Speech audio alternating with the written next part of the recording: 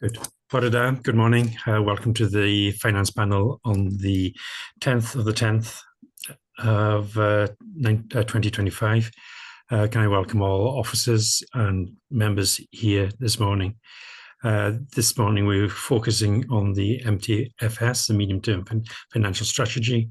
But firstly, can we have apologies? I know Councillor Jeremy is not here, and Councillor Arwell is also unable to join us. Any others, Kath? Yes, Chair, we've had apologies from Cabinet members Jackie Charlton and Councillor Rafe Devlin. We've also got apologies from officers Jane Thomas, Nina Davis and Clive Pinney. Thank you very much. And can I welcome Cabinet members, especially welcome Cabinet members David Thomas here, who will be taking us through the first paper. There are going to be changes to the panel. Congratulations to Glyn Preston. He's been on his elevation to the Cabinet. He will no longer be a member, but I'm sure we may see him here as a Cabinet member in the future. So I guess Jake, the leader of the Liberal Democrats, will appoint another of his members to this committee in good time. So second item on the agenda is declarations of interest. If you become aware of any conflicts during the meeting, please say so. Then item 3 is the minutes, pages 3 to 22. We had the turns for Q1, revenue and capital. We also looked at the end of year transformation report and the public sector pay settlements. Then we had that confidential session on the SC for LP plan. The minutes are there, members. Are you all happy with those minutes? Yes. Okay, so we can sign those off as being accurate and correct. Thank you. The next item we've got, well, the main item on this agenda is the MTFS from pages 23 to 54. We got a little bit of a summary there from officers ahead of the meeting. But I'd like to invite Councillor David Thomas, portfolio holder for finance and transformation, to give us a quick overview of this paper. Thank you, David. Thank you, Chair. As you say, you know, this is quite a detailed document. I'm not sure how you want to approach this. I can give you a very, very brief sort of introduction as to what the purpose and background of the document is, and to take it that you've read the documents and you can put your questions.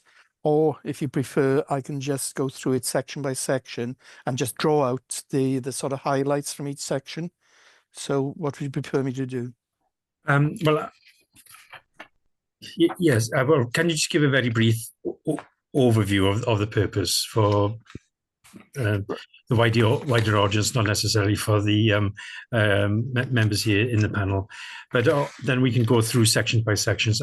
I do want to look at and if you can highlight the changes that have occurred in this redraft. This is a document that's produced every year for the ahead of the budget. So if you could give a very high level, just to start with, and then we can go through section by section. And okay. Then you can call in Mary Thomas at any point. Thank you. Okay, so this is the financial planning update, as you stated, and basically it's an update on the latest economic projections and how those influence the impact and the development of the council's budget for 26-27, and indeed, more importantly, the medium-term financial strategy. So generally, with regard to any background to it, the economic situation continues to challenge the council, and although inflation has slowed, this continues to impact on the cost of delivering council services. The report sets out the key factors impacting our financial planning and how these change the assumptions we use in developing our budget plans. If we look quickly at section 3, that actually lays out the economic context, and there's some quotes there from the Office of Budget Responsibility, and there's some commentary around interest rate expectations. the Welsh Government. There's some commentary around what Mark Drakewood has said with regard to the budget to be published in November. So I'll leave it at that, and perhaps we can take it then a section by section, and any questions you've got, Yeah, we can do our best to answer them. Yes, thank you. Shall we look at the economic context here? I know it's can be fast changing at points, and there's some assumptions around the inflation and cost of borrowing. Will you be updating these closer to the budget setting? Yeah, shall I answer that one? Yes, yeah. please. Yeah, I think it's going to be the intention, certainly, to look at the inflation rates, particularly with regard to pay inflation. There's some extra work perhaps will need to be done around that, but obviously we haven't conducted that full review yet. But when we do, and if it does change, we'll be sure to update you on the situation. But as you stated, at moments, inflation rates, interest rates, there's so much volatility around them. It's very, very difficult to get a steer. But with the information we're receiving from our economic advisors, obviously it's our best bet that you're seeing in these papers, where we do expect these rates and the inflation rates to be 26, 27. Yeah, we can see in the gilts, yields, and CPI, those two little graphs you've got there. CPI inflation is 3.8 at the moment, isn't it? I don't think that's particularly reflected. The scale of the graph is pretty small, but that's predicting it coming back down to the target Bank of England target rate fairly quickly. I'm wondering whether Mary's got any comments on that as well, and that's indicating the CPI inflation, the wage inflation, which is a huge part of the spend within Powys, is on wages, is running well ahead of CPI.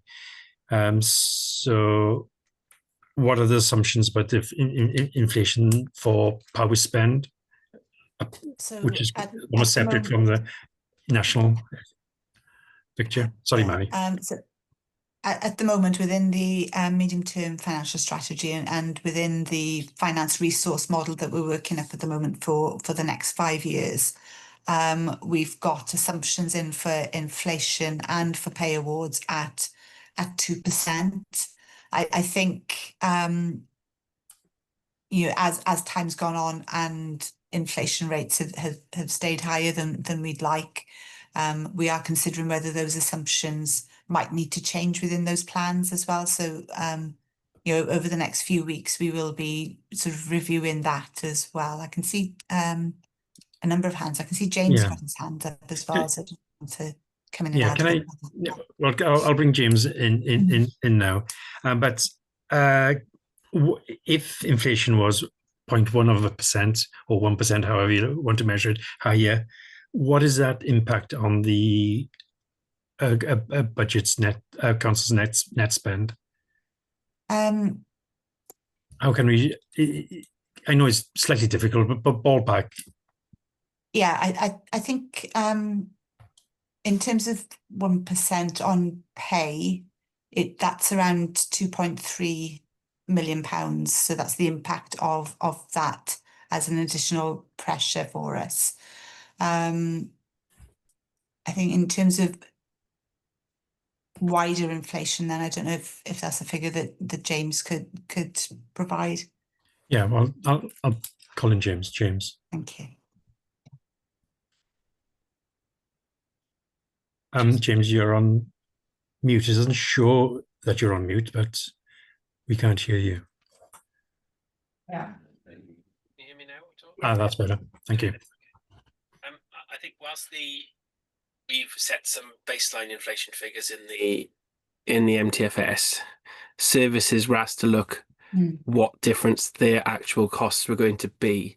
So whilst there is a 2% for non-pay, that isn't what services have included in their own FRMs. So where contracts are greater than that, they have built in what they believe at that point in time was the correct rate, so their estimates, and I think they've reviewed them over the summer, because I think there's a couple of stages to this process. So there was one done quite early on in this financial year, and then there was one done recently, and obviously through the autumn they will look again. Of course, the pay one is one that's we cost separately, so we'll have to review as we get closer to time to see where that is. But certainly services have taken into account, because different contracts will have different inflation rates built into them as well, so they've been built into the services. If they were different to the 2% that's being quoted in the MTFS. Okay, that's not particularly highlighted within this plan, is it? I don't, unless I missed it somewhere. I know there's the tables around in 8.2 around the FRM, but that's still under development, really, isn't it? To be honest. It's still a moving picture as well, isn't it? So as we get closer to the time when the contract is set, we're still guessing. I can't remember. Different contracts go different times, so we'll get services to reflect that as accurately as possible when we get to the budget time. Okay, thank you. Can I bring in Councillor James? Thank you, Chair. I just wanted to sort of put a perspective, particularly from my own portfolio area now of education, in the sense that the most alarming graph in front of us is the gilt yield graph. Yeah. Which as we know, our borrowing rates, and one of the reasons why Richard, when he does his treasury management tutoring for us, makes such an issue of the international and national economic situation, which some members may feel is a bit sort of esoteric, really, in relation to local government, is because it has such a massive impact on what local government can and can't do. And if our the Public Works Loan Board rates are pretty much tied to gilt rates, and that graph is showing us that, alarmingly, the Office for Budget Responsibility expects gilt rates to rise even further from the level they are currently at, which is pushing just under 5%. In fact, I think they touched 4.8% last week. This has massive implications for us as to what we can and can't do, particularly in the face of the huge increases in costs for the capital expenditure on schools.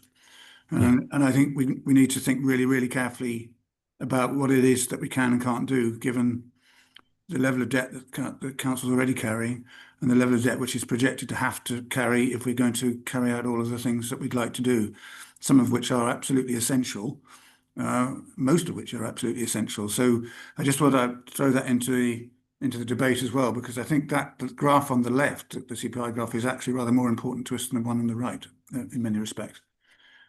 Yes, no, you make a very good point there, and it does show the difference in forecast. 6 months difference between those two lines. Yeah, I'm not sure what it is. It's a good 1%, isn't it? So it's a significant change, and that infamous spike back in the end of 2020. Trying to remember which year it was now. That little spike there in 2023, 24 in that November time. It sort of looks quite small now, doesn't it? But thank you. Thank you much, James. Of course, previous borrowing is at a fixed rate, isn't it? It's new borrowing. But thank you, Chris. Yeah, it was in relation to what Mary said about some of the assumptions around the interest rates, and we built into the model a 2%. What are the triggers that we have to get a review? Is it then just a spike in that? And is that assumption similar to what other authorities are doing, or are we an outlier to that? I want to try and get a sense of when does we get an urgency to do it on there, because it always feels like are we ahead of the curve or behind the curve in some of those assumptions? And I just trying to get an understanding of what's the process that the team are doing behind the scenes that we don't necessarily see. Yeah, I can come back on that. So you mentioned interest rates. Was that specifically about our existing borrowing? Well, it's obviously the inflation is one assumption, but inflation then will trigger issues around pay awards, borrowing, etc. And we've just heard from James in relation to education, the consequences of some of those things and where it has an impact. And I think it's quite helpful when you see a 1% equaling 2.3 million. That's the differential, because that brings it real to people. On the, rather than you just saying a percentage figure or showing people a graph. Unless they're interested in that area, they don't really understand it. And I'm just trying to get an idea of the mechanics behind it. Okay. So in terms of triggering a review, I think we try not to vary it too much as we're working through the budget and the finance resource model in the first place. Because we don't want to be moving the goalposts too frequently, but it is something that we keep under review on a regular basis. In terms of comparing with other authorities, we're very much involved with the Society of Welsh Treasurers. There's quite often a survey that the WLGA and the Society manage between them and facilitate between them, where we gather that information for across Wales, really, for each authority.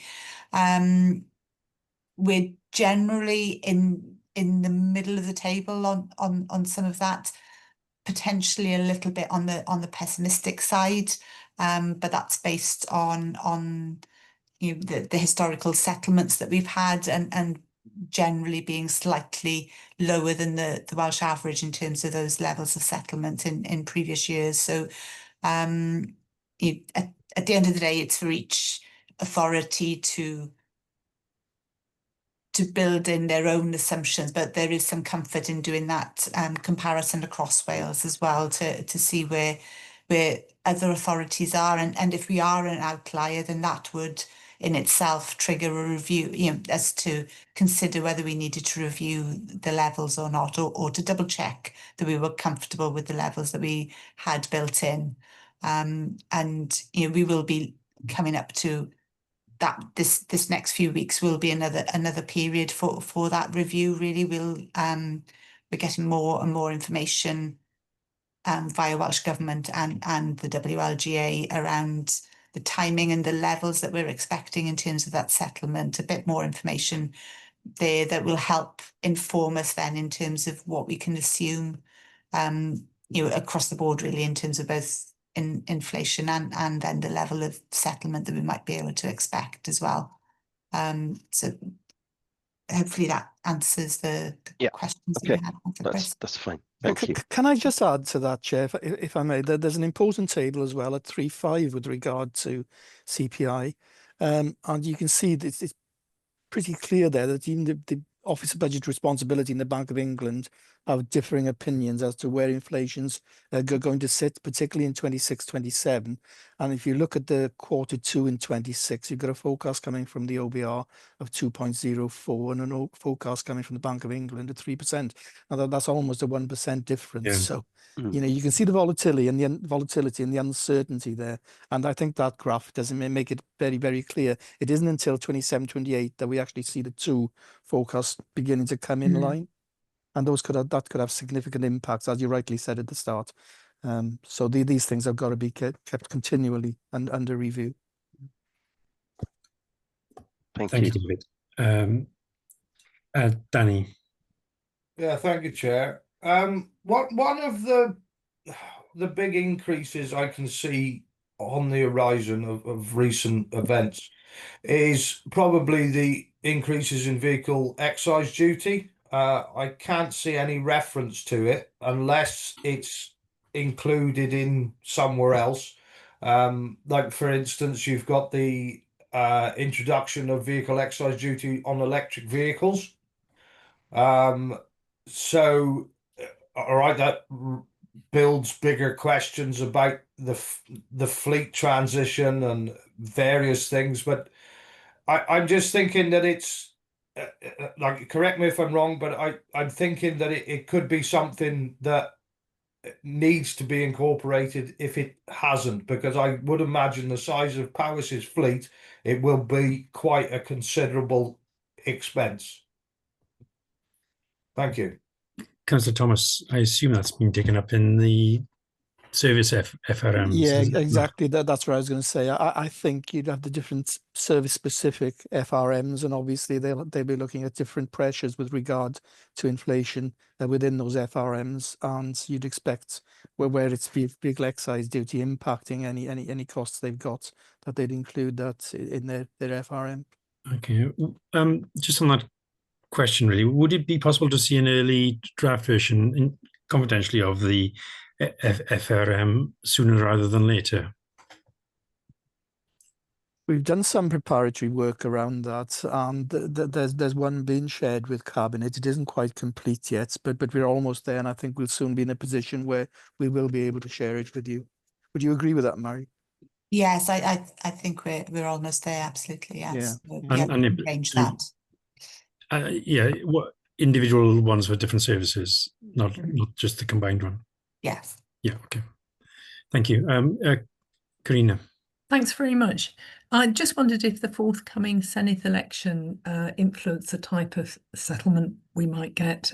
You quote Mark Drakeford there in the paper. And I've heard about a possible rollover. I'm not sure of funds. Thank you.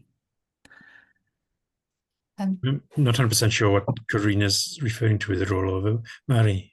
Yeah, no, I can try and explain. So yes, the Senedd elections are definitely having an impact on the level of settlement. So I think what Welsh Government are planning to do, and I think this is what you mean by rollover, is just roll the current year's budget forward and add 2% as a proxy for inflation to it. And that will allow them to retain an element of the budget then for the newly elected Welsh Government to be able to utilise towards their manifesto commitments. I suppose once they're in place, it does create a bit more uncertainty in a way, that it means that the settlement will be tighter perhaps than it would have been in another year. And while we would hope to have some of that funding come towards local government, we can't guarantee it. So that there's a balance there really to be had around that, and how we set our budget in that context, I think will be different for this year than maybe it would have been in other years as well. Thank you. Karina, do you want to come back on that? Well, I'm, a little more clarification, yeah, I'm slightly confused by that answer. It's just my lack of knowledge. I'm sorry, but so we're more constrained than ever this year, you would feel? Yes, I think so. In some ways, they've given us some more certainty than we would normally had. For example, they've said that specific grants will get a 2% uplift as well, which isn't always the case. But potentially, if they weren't trying to retain an element for distribution after the elections, the settlement that we'd be given now could be higher. And we've got to set a balanced budget based on everything that we know at the time, which will be ahead of any Senedd elections as well. So we will have to set a balanced budget based on the settlement that's available to us now, and we'll have an indication of that over the next, sort of around November, December time, I think. Thank you, Mary. So potentially, may not never materialise, but there could be additional funding in year post May. Potentially, yes. It depends on the new government's priorities, I guess, whether it does, NHS sucks it up or other demands on the budgets. So thank you very much for that. Can I, while we're talking about outside bodies such as the date for the Senedd budget is well before the UK budget, isn't it? Yeah, so we've got a What is the couple of- latest thinking on that and the potential, because of the Barnett consequentials and everything like that, there could be changes following the UK budget, couldn't there? There could, yeah. So at the moment, Welsh Government are planning to publish their draft budget on the 14th of October and provide a further update then on the 4th of November. And then the draft local government settlement then in November, whereas previously they'd been indicated in October. So there's potential then that we would see more variation then between the draft and the final than we would have had in previous years but then the announcements have been that much later in previous years as well. Yeah, and the at the end of your report, you've got the calendar. Does that timeline, the budget timetable, reflect the latest information or not? On pages 53, I think. When's the UK budget date? Is it November 26th? Last Thursday in November. Yeah, November the 26th, I think it is. So all this Welsh Government activity is happening before that, isn't it? Yeah, that's not unusual, mind. That it's the draft budget, isn't it? What he said, Mark Drakeford, is the quote here: the 1-year budget will be published in October. We'll increase departmental budgets by inflation only, and the pool of unallocated funding will be created for the next Welsh Government. That again isn't unusual, but obviously once we get the announcements from the UK Chancellor in November, that they'll be in a position then to update their draft budget, so we'll have more certainty as to exactly what's going to happen. Yeah. My fear is the UK government might deliver quite hard settlements, and potentially that pool may be a negative pool or not. Maybe I'm being too pessimistic, but we'll see. There's no point speculating, really, is there? Councillor Pete Lewington.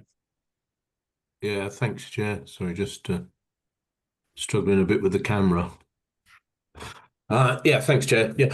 So I just wanted to explore the bit around savings and savings targets, if that's okay.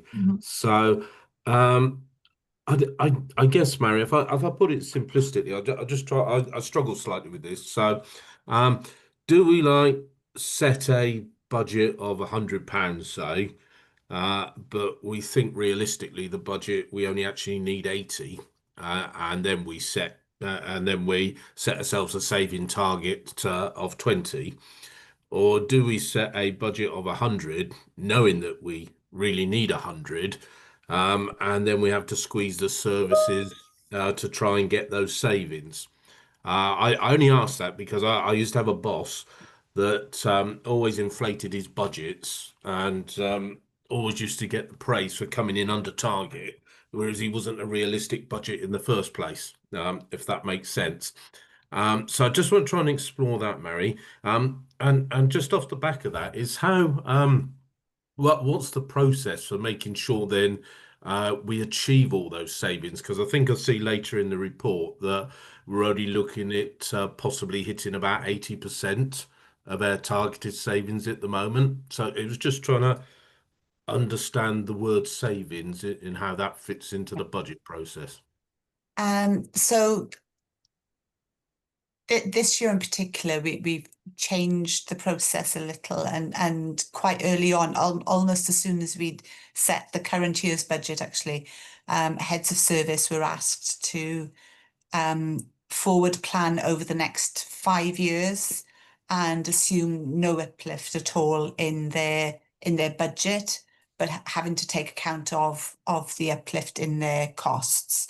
And to try and balance over that 5 years then, so to deliver a budget for 2030-31 that was within their current base budget, and but building in assumptions around pay inflation and non-pay inflation as well. So in order to do that, they would have had to identify savings then that equated to that inflationary pressure.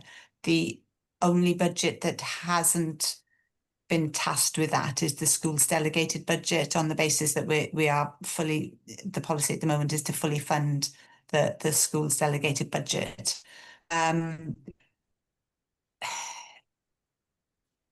So, and as part of that process as well, youth services and heads of service will be asked to identify any additional pressures that they can foresee over the next 5 years as well, such as the impact of demography, and as James mentioned earlier on, the service specific elements of inflation as well. So, and to build that in, and any known changes in legislation or policy and regulations that they're anticipating having to work within. So they build all of that in on the pressure side, and then they need to identify ways of bringing themselves back in on budget in the savings side. So we need, for our financial plans to be robust, we need those savings to be realistic. But we have to factor in that the financial forecast that we have are showing that settlements will continue to be really, really tight for the foreseeable future, really. So we do need to have that shift in our spend base. I think the exercise of doing that over 5 years has really made a significant difference to the kind of conversations and the planning that services are having, because it gives them that lead in time to be able to plan their budgets and how they adjust their budgets over that 5 years then. And there's potential then for us as an authority to manage some of that process by smoothing some of that by using reserves or using grants, and managing the process in that way so that we don't put things in that can't be delivered. That's obviously the ideal. Things change, circumstances change, and we do get some savings then that don't get fully delivered. But services are always challenged to find alternative ways of mitigating that situation if they're not able to deliver the savings that they'd originally planned. Sometimes things don't happen right at the start of the financial year, so there's a bit of a delay. So sometimes they need to find other ways of meeting that savings target within year while still delivering on that saving longer term. But I think it's really clear to all the heads of service what the situation is and how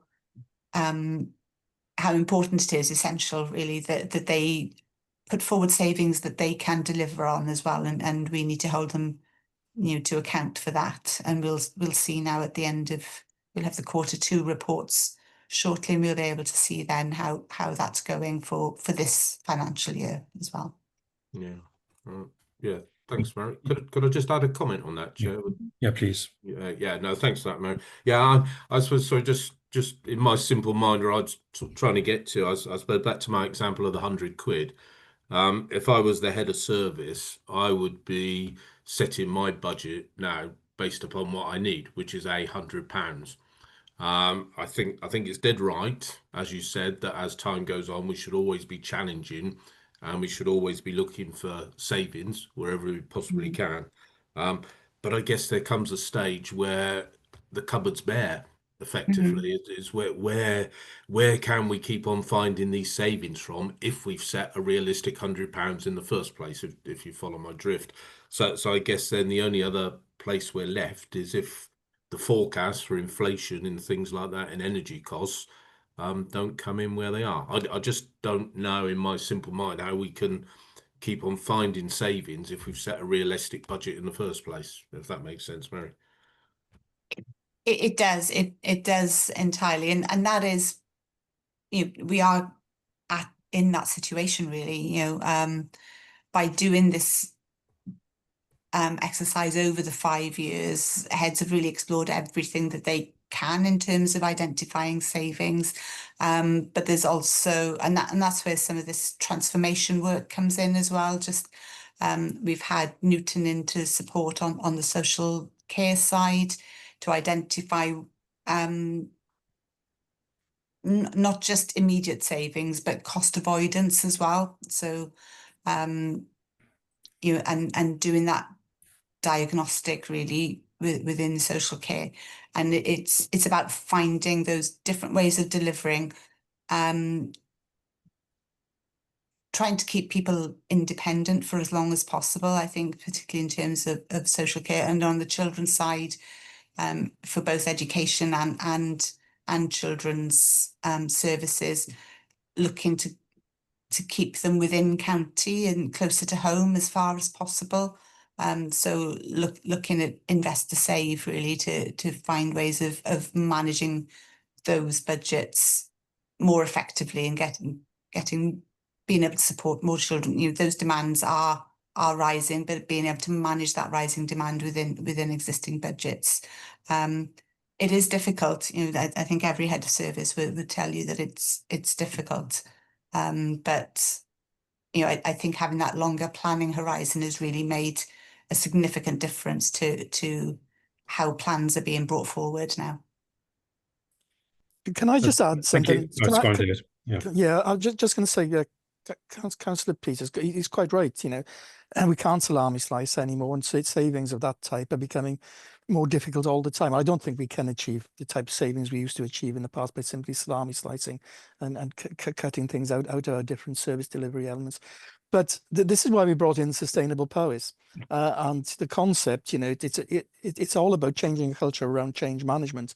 And if you actually look at the savings proposals for this year, the majority of those actually reflect changes in the way we deliver services, and not necessarily direct cuts to services themselves.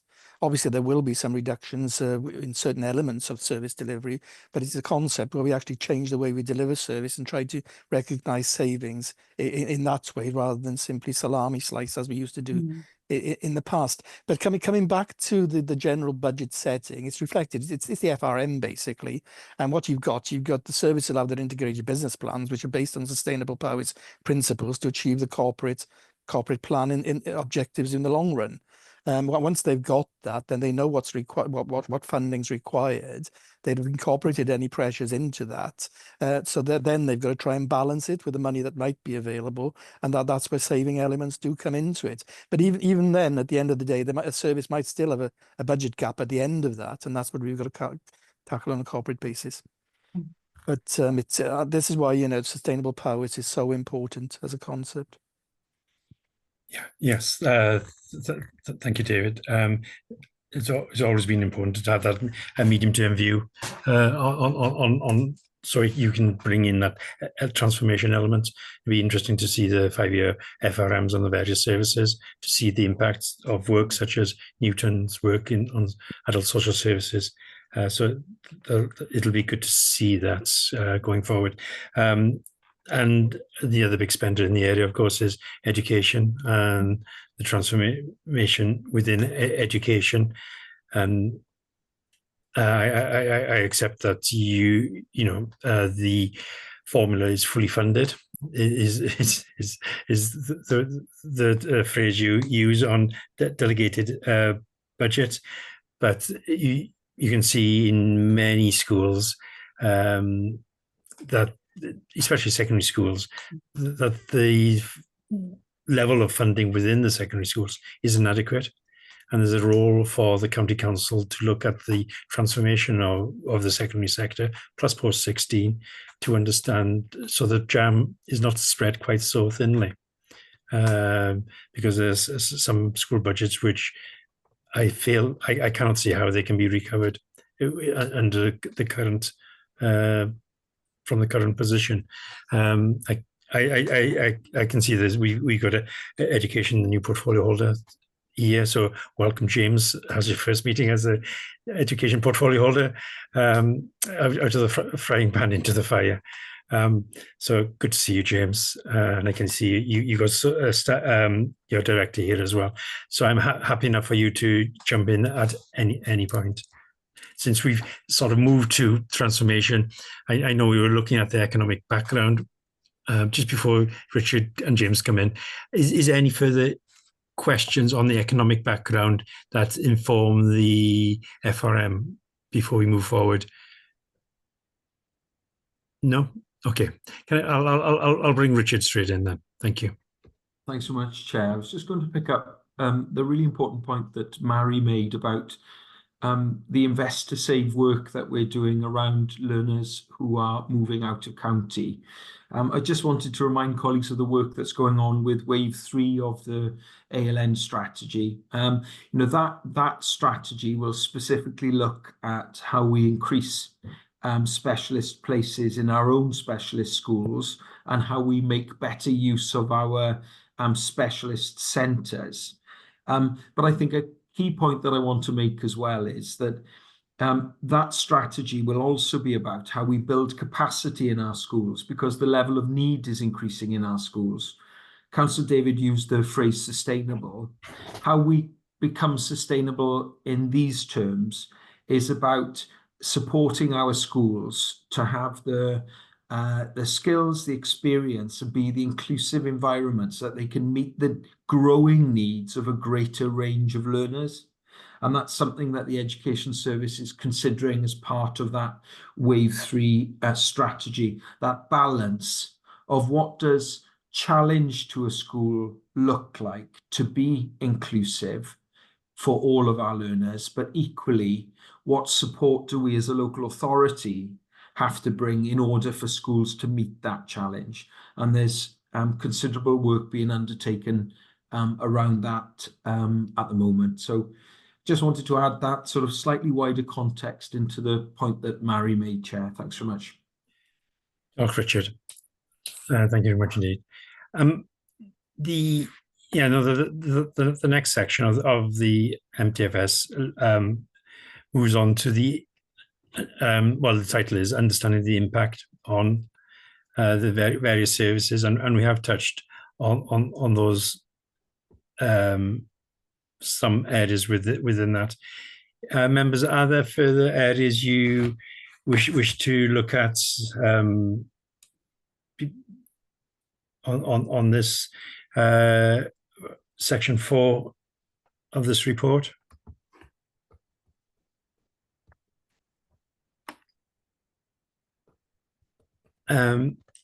One area is sorry, I'm zooming straight down to the real living wage area.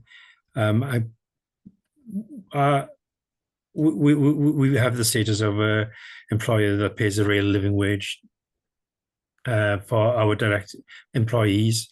Are all contractors falling under that now as well? Go on, I don't think all our contractors are, no, but we are working with more and more of them to try and ensure that. I think particularly in the social care sector, and making sure it's a level playing field there. But obviously, then that also impacts on our spend then as well, doesn't it? Because we need to pay that through the contract prices then. Yeah, there's an assumption here that the real living wage is going up 60p an hour. When is that announced? I don't think we know it for definite until later in the month. I can see James has put his hand up. I think it's the next few weeks. The assumption we worked on within social care staff is that we use last year's figure until we get any clarification, which we will get in December. So December. We've worked on last year's figure until that point in time, where we'll review then. Okay, thank you. I always forget the levels, the difference between the real national. They keep on changing the titles as well, don't they? The real national living wage, and the real living wage. I can't remember what the different definitions were now. What is the difference between the two rates at the moment? Or what are the two rates, rather? Because it does have impact on the people above as well, because it crushes the scales, doesn't it? But while you're thinking about that, Councillor Dunning. Can you just confirm to me where we are? Well, section 4 on which document? I can't find where we're relating to. Sorry. Page. Well, I was on page 32 at that moment. Section 4 is the report starts with on page 27. Right. Okay. I'll find it. Thank you. Just to come back on the question, so the national living wage in this year for workers over 21 is £12.21 per hour, and the real living wage is £12.60 per hour across the UK. It's slightly higher in London than £13.85 per hour. The London waiting, yeah, okay. It would be really useful if central government. I know it's a foundation figure, real living wage foundation, but it does cause problems, doesn't it? I'm not sure if we'd ever be able to get away from this differential between the two, but it'd be good if you could. Karina. Sorry. No, I was just looking at the paragraph below about changing energy provider to laser in 2027, and just wondering if that's going to save us lots of money. Which paragraph are you on now? Sorry, I think it's the one below you are on, so it's 4.11. 4.1. Who can? So yeah, we have changed, or we will be changing supplier. It means that we're not as it's not as easy to estimate the energy differences for 27, 28 and onwards yet. We do it all through the Crown Commercial Services. So and we have seen some reductions in this year, and we're anticipating more in next year. But yeah, we haven't quite got that absolute commitment but yeah, I'd expect there to be some change as a result of that. Oh, sorry, are you definitely moving to laser, would you say? Yes, yeah, that's my understanding. Isn't the energy board through the I can't remember. Crown, what do they call themselves? Yeah, Crown Commercial. Crown Commercials. Crown Commercial Services. Yeah, so the whole Crown Commercial Services are purchasing the energy through this new supplier. Okay. And how much impact? I know we've had discussions years ago about the use of Crown Commercial Estates, but that is still the best way to secure our energy at the best possible price, is it? It is, yes. It's that bigger purchasing power really by combining that across the public sector, really. So yes. Councillor Pete. Sorry, Chair. Yeah, hi. Sorry, Chair. Sorry. Fingers are a bit slow over the keyboard this morning, so apologies. I was just looking at paragraph 4.13 on the cost of living pressures, and sorry, I just went off on one of my musings actually. It sets out quite clearly there the cost of living pressures in 4.13 in the bullets, and it also starts to, if you like, square the circle to a degree by then mentioning the increasing level of debts owed to the council and how we as a council support businesses and residents through various discounts and benefits to reduce their council tax. I guess I'm just trying to work out then who at the end actually pays council tax, because if we're all struggling and residents are struggling for services and we need to supply the services, but then if we're charging residents and businesses council tax but giving them discounts and benefits, And how much are we actually finishing up in terms of income from council tax? Just trying to square that circle in my head. Sorry. So certainly in sorry. terms of the council tax reduction scheme, that is something that we need to factor in when we're considering the council tax increase. There's an element of every 1% that we increase the council tax by, that we have to allow for increasing the reductions that we make through that scheme as well. But then in terms of the benefit support and that side of thing, that those tend to be the more national benefits, so they don't necessarily impact on our bottom line, but obviously it does impact on the overall public sector finances. But we have to factor all of that in when we're setting the budget effectively. I think, Mary, there is an element built into the RSG which covers a lot of the council tax reduction scheme. So what we pay over and above that, I think there's about £8 or £9 million. Absolutely, yes. Yeah. But it has been costing us significantly more than that. It's right to say that. We can fund that.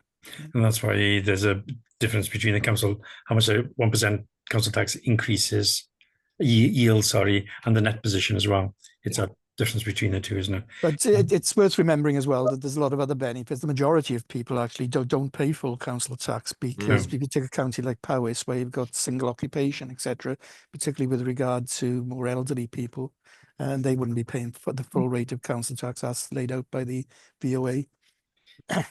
No, roughly, just under 50% of the households pay full council tax, and the yield at the moment has just gone through the £100 million barrier. Was that last budget or the budget before? I can't quite remember, but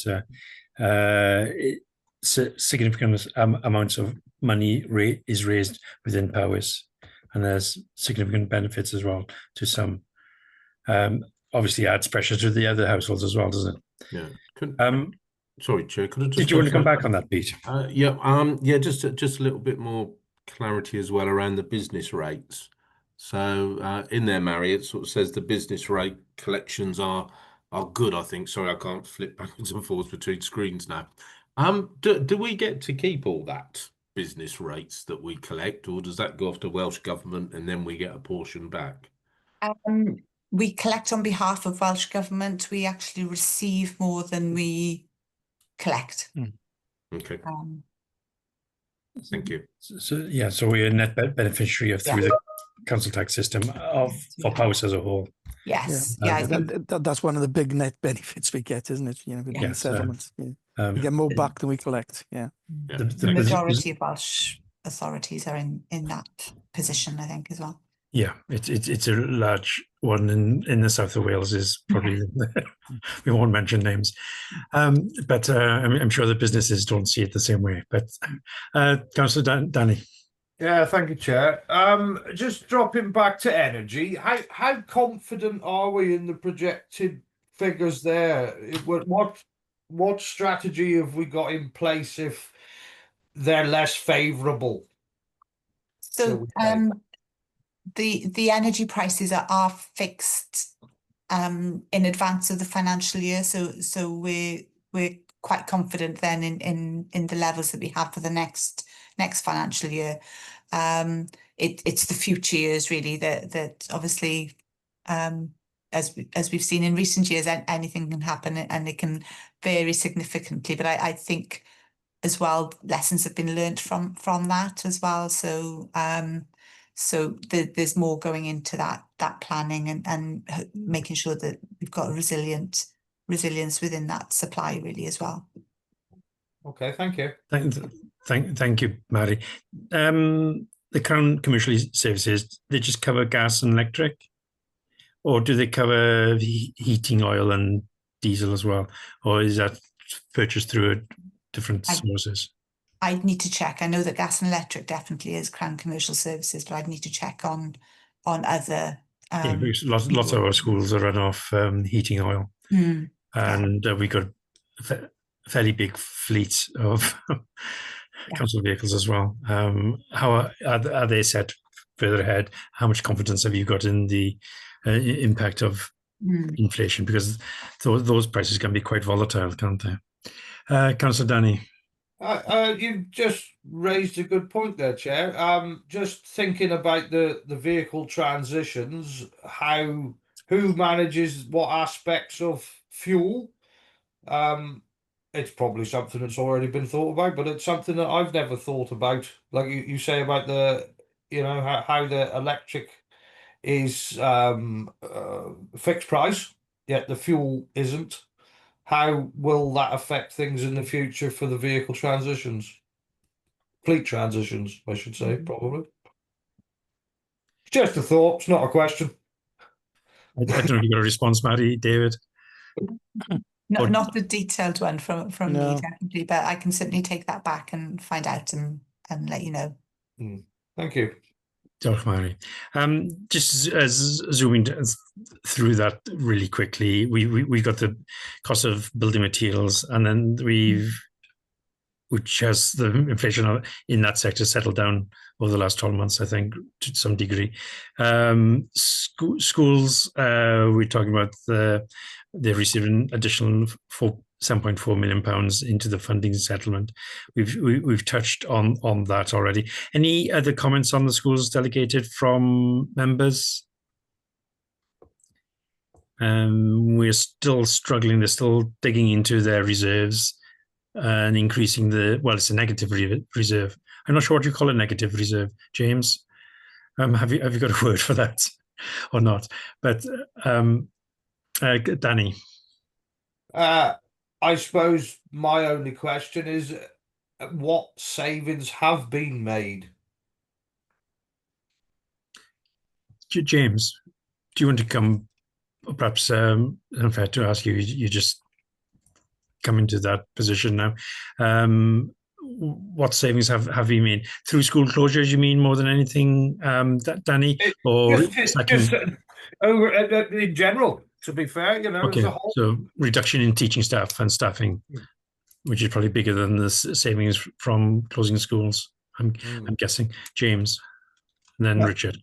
Yeah, I mean, Richard be able, and perhaps Mary be able to provide far more detail in terms of figures, but I think it's fair to say, if we're being frank, that the school, particularly the secondary school section, has not adjusted its operation, if you like, including staffing numbers and the general operations of schools, to adjust for the fall in pupil numbers that we've seen and are continuing to see across the county. So there's been this has been building up perhaps within the delegated schools budget column for some years now.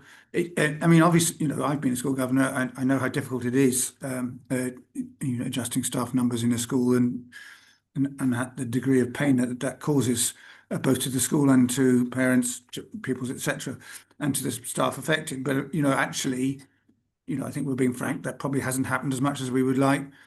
But it's a very difficult thing to do. But I think your analysis that you came up with earlier around the fact that the jam is being spread too thin is absolutely 100% correct.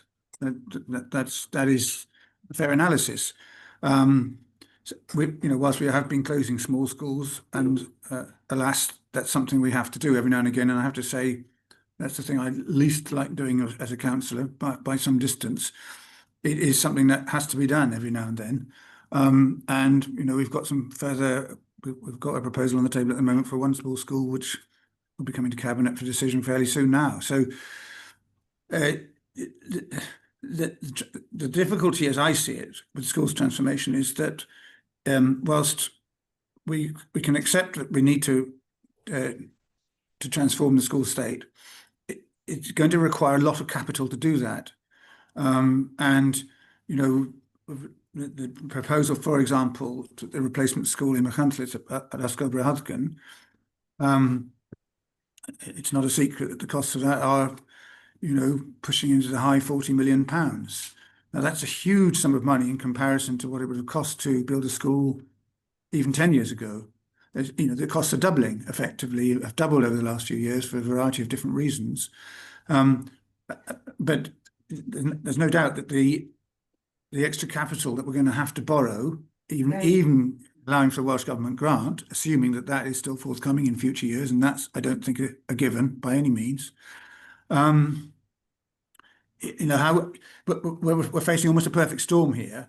We know we need to transform. We know we've got too many schools to serve the school population that we've got. Yet we know we're also going to have to spend an awful lot of money putting it right.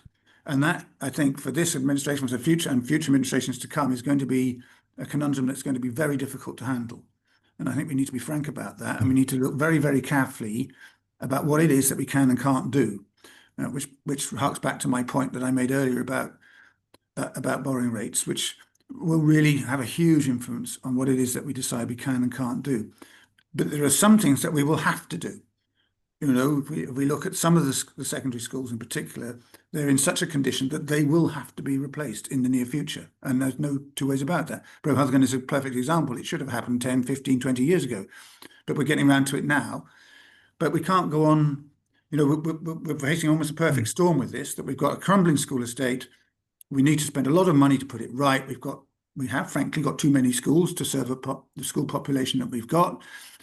It's politically very difficult closing schools. We all understand that. All of us who've been in council for some time know how difficult that is. And then we've got the cost issue on top, which is really a really difficult thing. So I think we're going to have a really, I would say brutal, but certainly close look at the capital programme and how that can be relates to the school's transformation, on top of all the other capital expenditure that we're going to have to do on roads and all the other services that we have. Yeah, can I just push back against that a little bit? You talk about secondary schools not reacting to the falling school rolls, but if you've got a maths class, we used to have 30 children in it, but now you've still got 25 children. You're still going to have that maths class. No, exactly. And that's why it's possibly so difficult, especially when Welsh Government putting further pressure on the number of options that should be available for secondary school. No, I completely accept that. I completely accept that point, and that I did, you know, make the point. It is a really difficult thing to do, and of course, it's as you say, if you've got 50 children in a school or 100, you've still got the building, haven't you? You've still got all the costs of running the building, and yet you still got to have the building. So, yeah, you know, I'm not pretending this is really difficult stuff. There's no two ways about that. But actually, the key here is the devastating impact of falling pupil numbers, in both at delegated level, but also at full county level. That's really the core problem. And until we can, and I don't know how we do it, arrest that decline, we're always going to be facing these severe difficulties.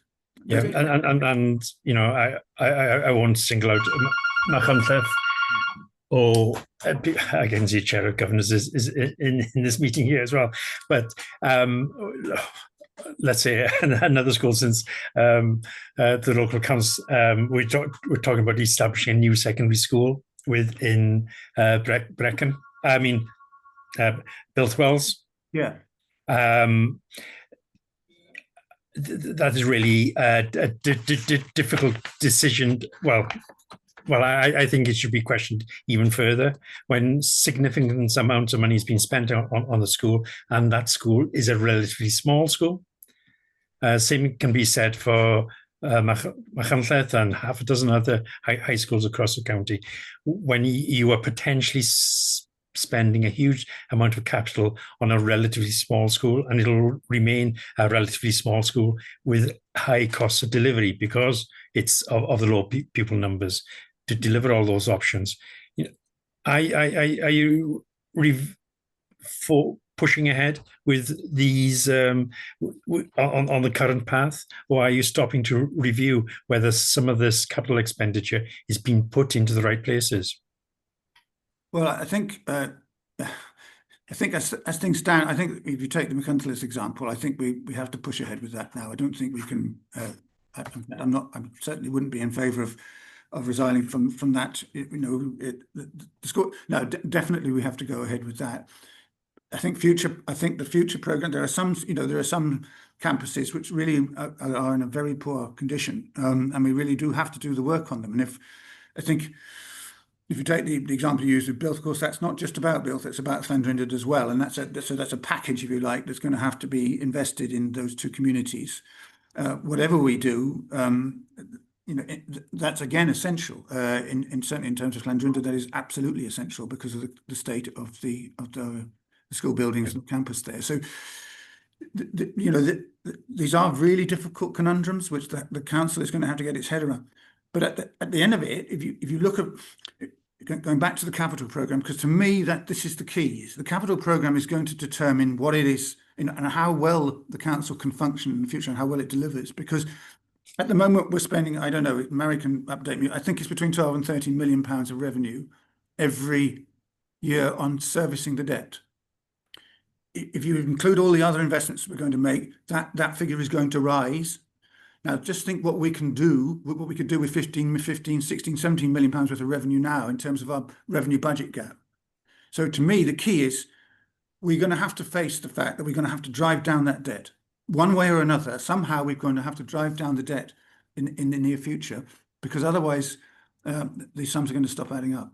And I think, that then raises the question with members as what it is that we keep or don't keep. Because we have, I think, 600 buildings. Am I right? 600 and something buildings. We have.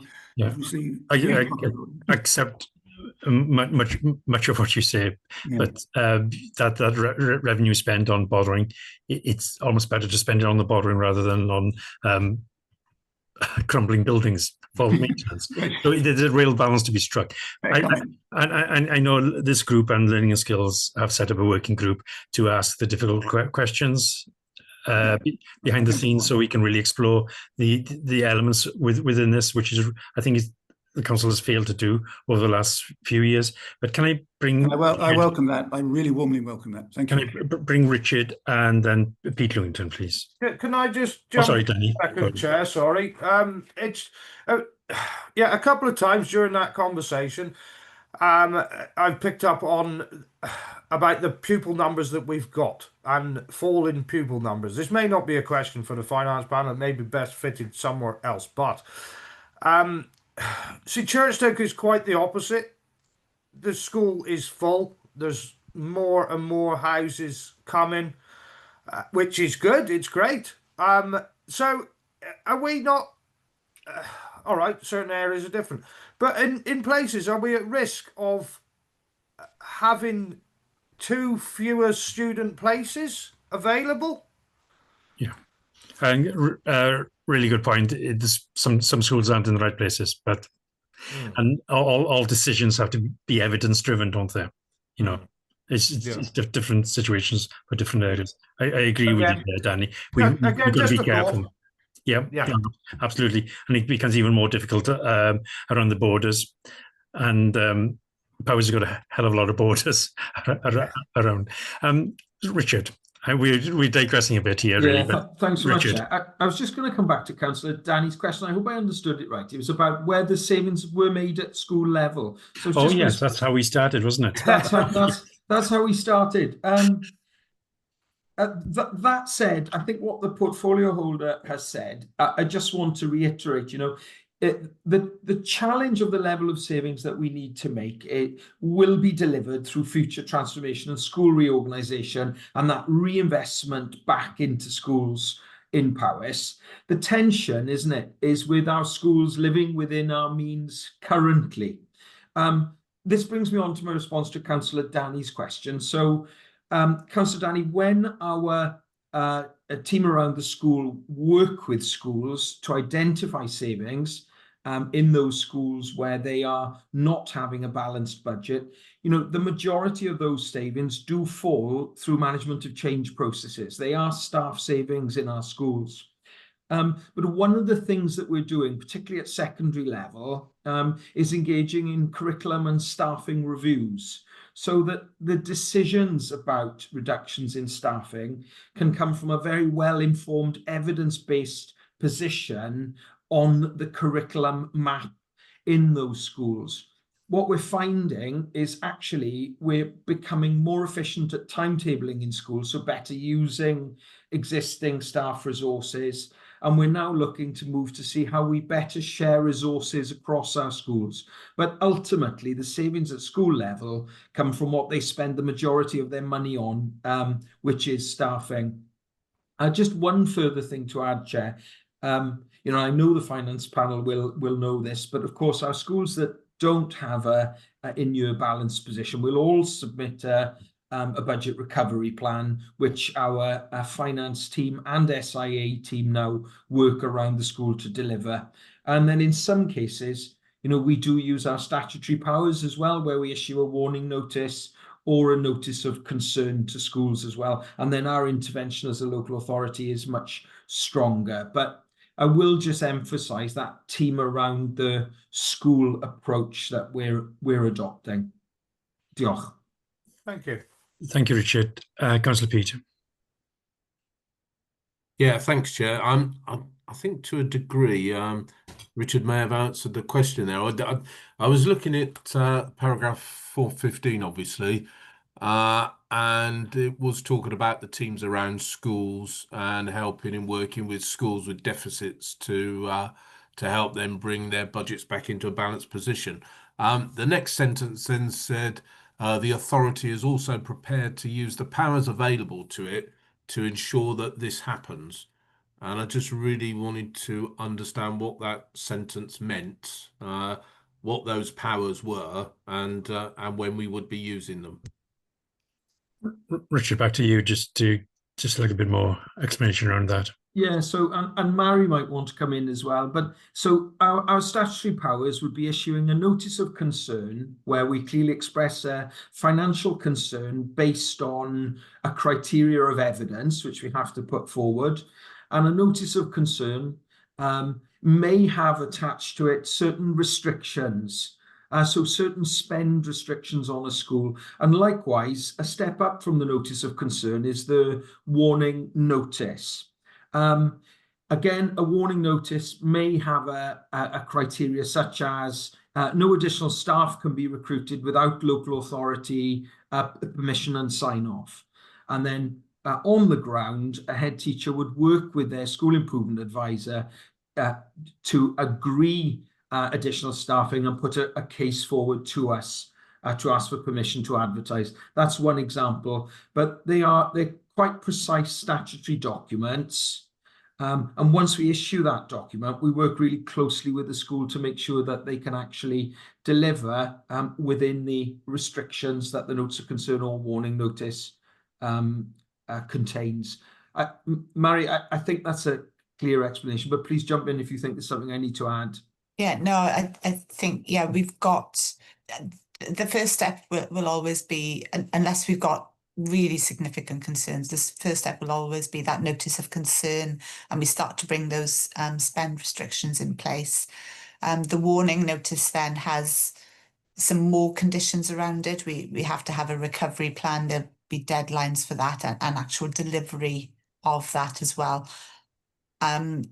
If the warning notice isn't complied with, we can, there's a number of options available to the authority under the schools cause and concern guidance. One of those can be to replace the governing body with a board, or we can remove financial delegation, which is, you know, the one that we would consider. It's rare, and you know, the guidance does say that it should remain rare. You know,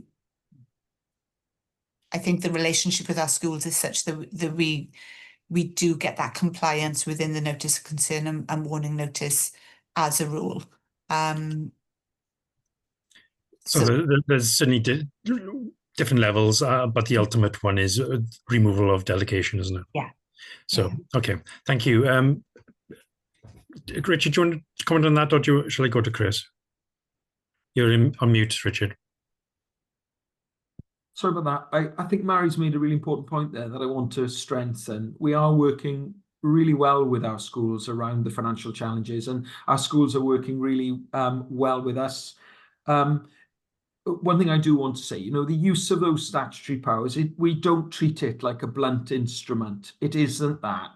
They have to be very intelligently deployed and then the support needs to put in place with the school.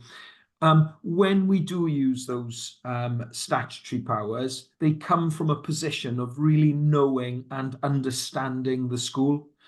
So I just wanted to strengthen the point that Mary made around that, Chair. Thank you. Doc Richard.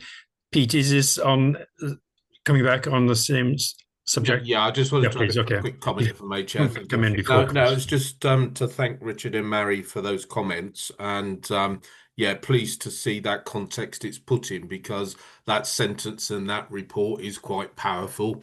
It really sounded like, you know, we were going in quite heavy-handed to get stuck in to do that. So the context that both of you have put around that sort of like makes me understand that sentence more. So thank you both for that. Thank you, Pete. Chris. Oh, well, yeah, I mean, I think that was a really helpful discussion, really, and on the excuse me. I just wanted to see, has that approach been applied, and how often or has it been utilized? I would hope it would be infrequent, but are there similar approaches that can be used in other areas of the council, not just purely for education, but that same model? Because in some ways I see it as like it's a support mechanism to be able to get those departments to function.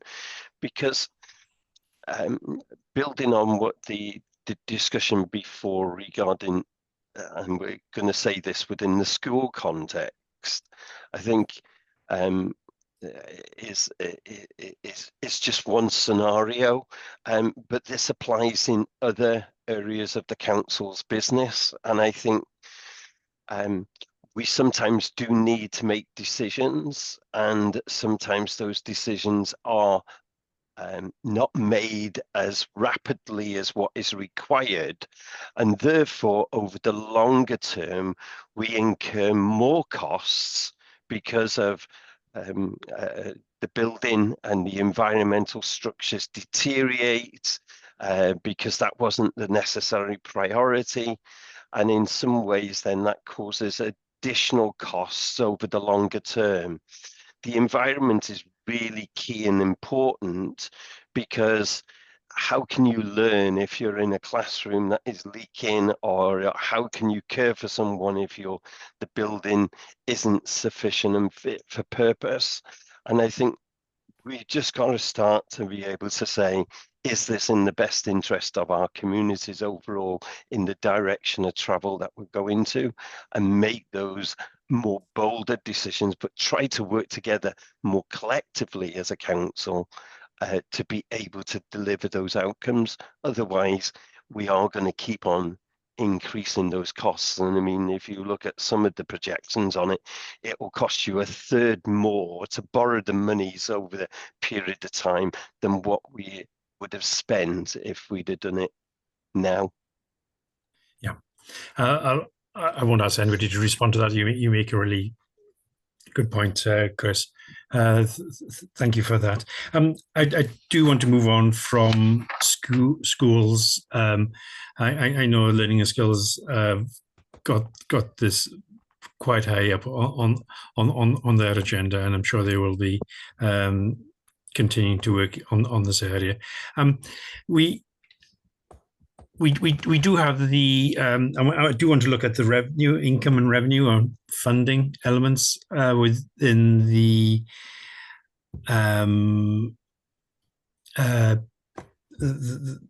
council's receives, and some of the assumptions in that. Councillor David, can you just outline the main sources of revenue? What, income? Yeah, yes, to balance we've been talking about the expenditure quite a bit. Well, I think the total income to the authority is somewhere in the region of approximately £60 million. Yes, and the various streams of that. Just thinking along the lines of inflation in costs charged, assumptions around level of Welsh Government through the RSG, the grants and the RSG and other various grants. What assumptions have been made for the next 12 months? Well, the assumption, the policy with regard to fees and charges is full cost recovery plus inflation, but obviously there's some charges that we have are actually set outside our control. That they're set by Welsh Government, for example, particularly in some cases relating to social care. Social care. Yeah. Are there any potential changes from Welsh Government around the caps on those? Not that I'm aware of. The WLGA generally has put some pressure on Welsh governments. Well, certainly made representations, perhaps pressure is not the right word, to consider increasing that cap, but that hasn't happened yet. And there's no likelihood. I wouldn't have thought that would happen imminently because of the election next year. Elections, right? Yeah, no, you've got a section there on futures funding in section 7, haven't you? Section 7. Yeah, future funding, page 38. You've modelled in, and you're modelling in. I know it's not fixed at this moment in time, and it's the last element you consider within the budget is the council tax, but you've modelled in as usual 5%. Yeah, that's for modelling purposes only, obviously. And we'll make a final decision when we know exactly what the settlement is, etc. Okay. I think we're working at the moment on a 1.3% increase in the AEF. That could potentially be a little more, but we're also aware of the fact that there could be some changes to the actual funding formula, which might be detrimental to the overall settlement, but we haven't got the exact detail around that yet. So that 1.3 would yield about 3.3 million. Yeah. Is that correct? And then the 5% council tax would yield gross 6.1. I assume it's less after council tax reduction scheme, isn't it? Yeah. Those gross figures out in section 7, 7.2. Are those? Hang on, 7.2. Wait a minute. The gross figures before the council tax reduction scheme, aren't they? The 6.1 million. Yeah. Yeah, that's the total council tax that's been collected. Yeah. Okay. Right. Any comments on revenue streams?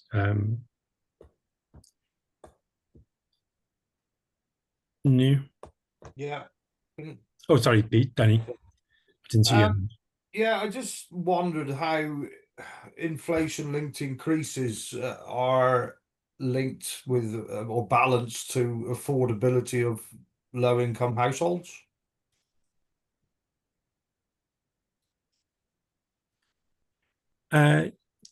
Yes, Councillor David, and is that directly in relation to council tax? No, it's a cost of services. But you're not saying they're related to the inflation rate. You're related to the cost of delivery. There's an important distinction there, isn't there?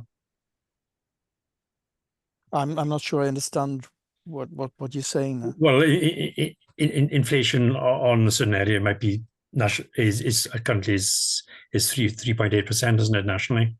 Yeah. Well, the cost of delivering a certain service may be 5% higher this year than last year. So your charges will reflect that 5% rather than 3.8, won't it? It's the cost of delivering the service. Yes, but we look to get full cost recovery back where we can. Yes. Yes. Okay. So that I was trying to say it's not necessarily fixed to the inflation rate. It's cost of delivery or cost of delivery of that service. Yeah. I just sort of wondered really how are they balanced out? Like you can't rob Peter to pay Paul, can you? No.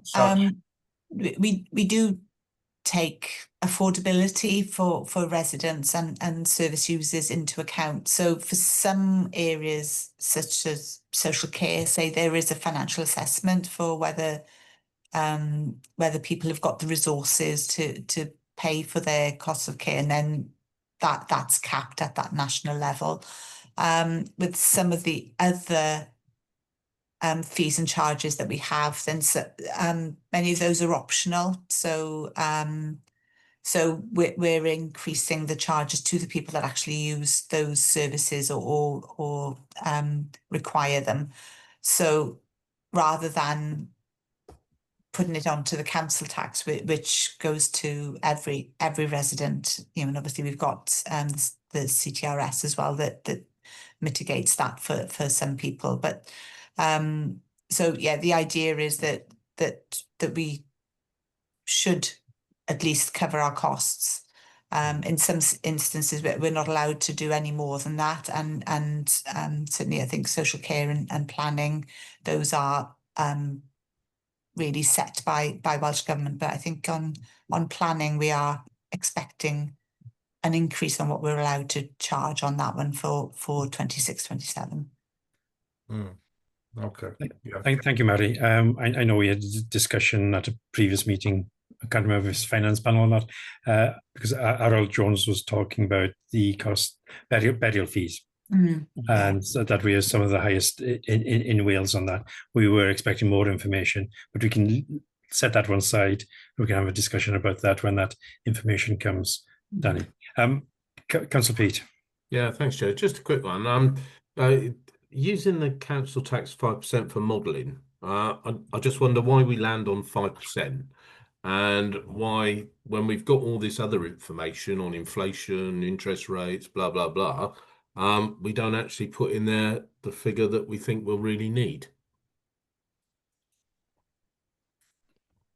Good point. Balfig, I guess it should be at the end of the day, is Balfig, isn't it? Yeah, we don't know what settlement we're going to get yet. No. And the settlement itself, 1% change in the settlement could represent something like about £3 million. Until we know exactly what the settlement's going to be, it's absolutely impossible to forecast exactly where we need this council tax to be sitting. Yeah, my argument with officers for years has the assumption should be 0%, but we adjust that when we see what gap we've got left at the before the budget is set. But I never got away with that one argument with officers back in the day.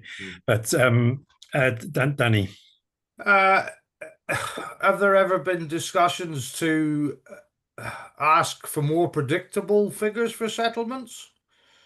You're talking about a potential 3-year plan, because there has been. David.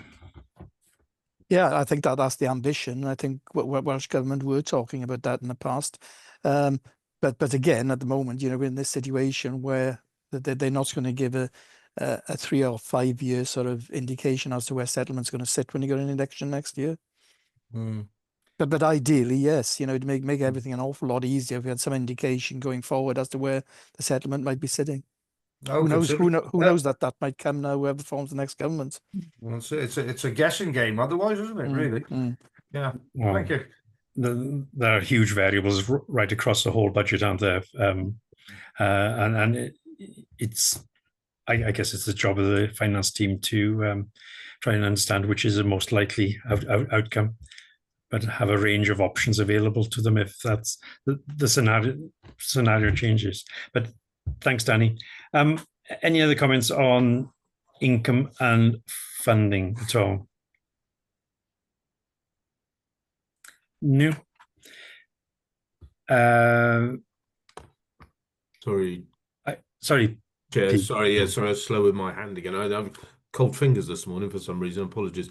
It was just a quick comment again around fees and charges, which I think is in the next paragraph. So when we're actually doing our budgeting there, do we also take into consideration that if you push the fees up too much, people won't use them? I know some of the services they have to use, but for, I don't know, just one I could think of off the top of my head, maybe car parking. But do we take into account that everything won't stay the same? So like in that example, the number of people using the car park won't stay the same and income goes down. I'm sure Mary will understand that if I'm rambling. Mary. I do, yes. We do try and take that into consideration, yes. Certainly we have to be very mindful of what the impact of these increases might be as we discuss them and look to put them in place, really. And what else is happening elsewhere as well. So try and get that information from other local authorities as well, and neighbouring authorities. Okay, thanks. Thank you both. We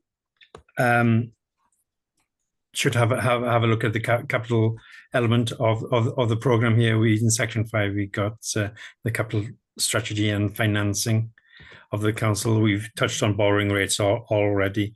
I don't think there's anything more to say on that. We've touched on the capital program, and you can see that potential additional, the work that's required, maintenance work, net zero, which has got to be balanced against the capital program. Any comments on the capital program and also the way it's financed? Councillor Peat. Thanks, Chair. Just a quick one. I just wondered how the council farms policy, management policy, was coming along in respect of sales there, in view of the current moratorium that's on those. So the policy is out for consultation at the moment, is my understanding. So so once that consultation period is ended, I can see we've got Diane here as well, so maybe she can give a bit more detail on it. But yeah, it is out for consultation at the moment. Diane, maybe you can fill in a bit more. Yeah, happy to. Yeah, so we're out for consultation at the moment. We have been working with the farm working advisory group, and the timeline of looking at the reports coming through, going to scrutiny, and then final cabinet will be in January. Thank you. Pete, do you want to come back on that, or shall I bring in James and Danny first? James? James and Danny first, yeah, thanks. There is assumptions for some capital receipts in the capital programme. Obviously, without being able to sell county farms, we may have to revise that forecast now as we get closer to the end of the year, because £1 million worth capital receipts saves about £55,000 to £60,000 borrowing per year. And there are obviously some vacant farms that are not in lettable condition and would need significant investments. I think Richard Basson a few weeks ago in the Treasury Management session, we need to get rid of our liabilities, whilst these are, the rental income is minimal compared to the costs that would make these farms lettable again. So there needs to be a balance there between what we keep and what we get rid of. So, we need to really get rid of the liabilities if we can. But bearing in mind the moratorium is still on for the sales, but just to be aware of that, and we may end up having to reduce the level of capital receipts in the programme. It was probably fortunate that the 10 million per year wasn't already built in, otherwise that would be coming back out and driving up the borrowing costs even more than it's already in there. But there's likely to be an increase in borrowing costs because we're not able to release the capital receipts to fund the programme, which could impact the affordability of the programme, as Councillor David has already mentioned. Yeah. The £10 million target has been there for a number of years, hasn't it? But it's never been actually hit, has it? It's just a target. And one of the comment really, it's not, there are other assets apart from county farms as well. Danny. Yeah, I've just taken my hand down. Without me asking the questions, James has pretty much answered all the questions that I had in my head, really. I was going to ask, if there was a backup plan if we didn't reach capital receipts, and was there a revised disposal strategy? So he's pretty much covered those. Thank you. I know this meeting is about the future years programs as well, isn't it? Are there significant non-farm capital assets potentially available for sale? There was a capital asset, I can't remember what it's called, the property review, wasn't it? Get a clear understanding of what assets we had across the county. Councillor James mentioned we had 600 properties in an earlier commentary on schools. James, would you like to?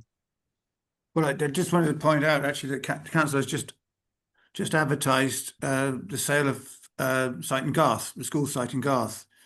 Okay. Yeah. Actually quite a good buy, actually, to be perfectly frank. But you know, so I mean, but you know, it's in the hundreds of thousands, not millions. So, but it's a start. So I mean, there are things we can sell other than county farms. There must be other, and I think probably there must be other buildings and premises that we can divest ourselves of, especially if they are costing the council a lot of money to maintain. And I'm just thinking about, you know, with the new ways of working, and do we need so many place-based work locations? Do we, you know, I just think the council is going to have to look at all of these things very, very carefully, and that's what Sustainable Powers is about, isn't it? It is about a really deep dive analysis of what it is we need to have and what it is we really don't need to have anymore, as times have changed so much. And but I just thought I'd point out that we have just put a school site up for sale. But yeah, no, thank you, James. And Diane, that the asset review, I can't remember. It's a very long time coming. Is it actually been published? I just can't remember now. Diane. Yeah, we've completed our asset review. I think we went through it with all of members, gosh, the beginning of the year, and I think we have published. So there are significant assets that we are going through the process. It does take time, but for instance, Neath Brycheiniog, where we're now moved to T Brycheiniog and are going for shared services in buildings. So T Brycheiniog is going through a call for anybody that wants to take that site on. It's part of a process that we have to undertake with Brecon Beacons National Park before we could change the tenure if we wanted to put housing on there. So that's going through at the moment. We're sharing properties as well. So it's not necessarily just asset disposals, but asset liabilities reducing. So for instance, in Astragon we're just about to share with the police, and that reduces our liabilities. And there are many examples of that. No, so thank you very much. I just wanted to sort of stress it's not solely around the farm estate. Karina. Thanks very much. Just for my own ignorance in a way, a lot of this paper seems to be about the inflation implications and also the long-term borrowing implications. And I'm wondering whether people can see a sweet spot in the next 5 years to do more of this spending. Should we be reprofiling projects? Thank you. Reprofiling which projects are you thinking of more than anything, Karina? I know I haven't got a specific project in mind. Is Karina referring to the overall capital programme, presumably? Yes. And the cost and the costs of the capital programme. I think James has already gone some way to suggesting that with some of the pressures already on borrowing costs and the possible lack of capital receipts going forward, then undoubtedly we'd have to make some changes to our ambitions within the capital programme. But I was just going to say, if I may, that the report does include a figure of 650 assets at a total value of £492 million. And to the best of my knowledge, James can confirm this, but I think that excludes social housing. I think if you included that, it'd be closer to £1 billion. Yeah, that would exclude the council housing. Okay, thank you, James. I thought I'd seen the 600 figure somewhere. Any other? Councillor Pete. Yeah, thanks, Chair. I just want back on that capital receipts. I just wanted to tease something out, if I may. The paragraph 4.9 talks about disposal of assets that are no longer required, and then goes on to say, and assets that require significant investment to bring up to standard. So does that mean that we could be getting rid of assets that we need because they cost too much to bring up to standard? And if that is the case, how do we replace that asset? Councillor David. But I suppose a lot of that would refer to, for example, schools, some of the schools building, the schools transformation program. Yeah, and undoubtedly, you know, the future maintenance costs are absolutely as astronomical in many ways. It'd be far, rather than invest millions of pounds in buildings that are almost falling down, it'd be far better to build a new building. But again, all this is dependent on the affordability of the capital program itself going forward. Yeah. These decisions need to be evidence driven, don't they? Just make a sound business case around them all. Yeah. Elwyn. Diolch, Cadeirydd. Well, just on that point, I sometimes think we're not quick enough in getting rid of some assets. You know, I'm well aware of 3 properties which I think should be sold and be worth about 700,000 in totality. One of them I raised up, must be 6 or 7 years ago, and it's still on Powys books. And I just can't understand, sometimes the pace seems to be slow, and somehow we need to, you know, put more oomph and drive into making it happen. Diolch, Elwyn. We've all got examples of that potential. Can I skip Danny and go straight to Diane? Do we have the resources, or, you know, as in bodies within their back office, to drive this forward? Yeah, so many properties get held up for a variety of reasons, but we do. This year we have set up an asset working group, so it includes myself, Matt, Chief Finance Officer, Legal Officer, to actually make sure that we drive these sales through at a pace, because I recognised that we were slow and there were different elements that were getting stuck. So property are involved, everybody's involved to make sure that we do the original report, we get all the paperwork ready as quickly as we can, and that we follow those through. And we have a regular update against all properties that are outstanding at that workshop. I think it's at least once a month, but it might be a bit more. So we have set up a working group to try and make sure that we focus on our disposals. But Councillor Elwyn, if you wanted to send me specifics of that property, I'm more than happy to pick that up at the next meeting and make sure we get a response for you. Thank you. I'm sure Elwyn will oblige. Diane, when did that working group last report back to Cabinet about progress? The progress goes to CLT. I'm not sure if it goes to Cabinet. I'd have to check, but the progress goes as part of the capital working paper. But I'll double check whether we have actually done a report through from that specific group. I don't think so, but I'll double check. Okay, I would have thought there was an important sort of political element within this as well, but thank you. Councillor Danny. Thank you. Yeah, my point really picks up onto Councillor Pete's and Councillor Elwyn's really. Like if we've got buildings that we use regularly, that we need regular, very busy buildings, and then going on to Councillor Elwyn's statement about the pace of things, are we not prioritising maintenance on the existing buildings from day one? Has the maintenance schedule slipped? If these buildings are falling into disrepair, unless it is a structural deficiency, 9 times out of 10 it is down to poor or lack of maintenance. So are we not putting enough money into maintenance, I suppose is the main question, to implement maintenance sooner on a regular basis? I think there's a very simple answer to that. It's yes, but I don't know whether a cabinet member, one of the cabinet members, would wish to pick up on that. Councillor David. Yeah, I think services do prioritise, and there's no doubt about that. But it's just a question of the amount of money that is available to carry out these repairs, and that determines basically, you know, the priority order and where the money is spent. But no, that there isn't enough money. You know, it goes without saying, and you've only got to look at the FRM to see where the pressures are right throughout the authority, and undoubtedly, you know, that does require a prioritisation programme.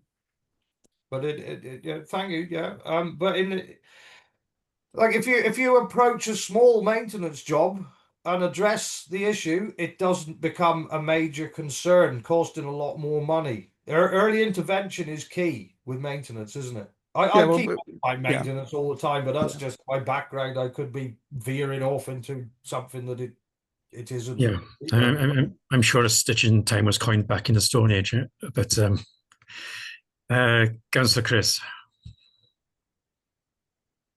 Yes, Chair. Yeah, being proactive is better than being reactive.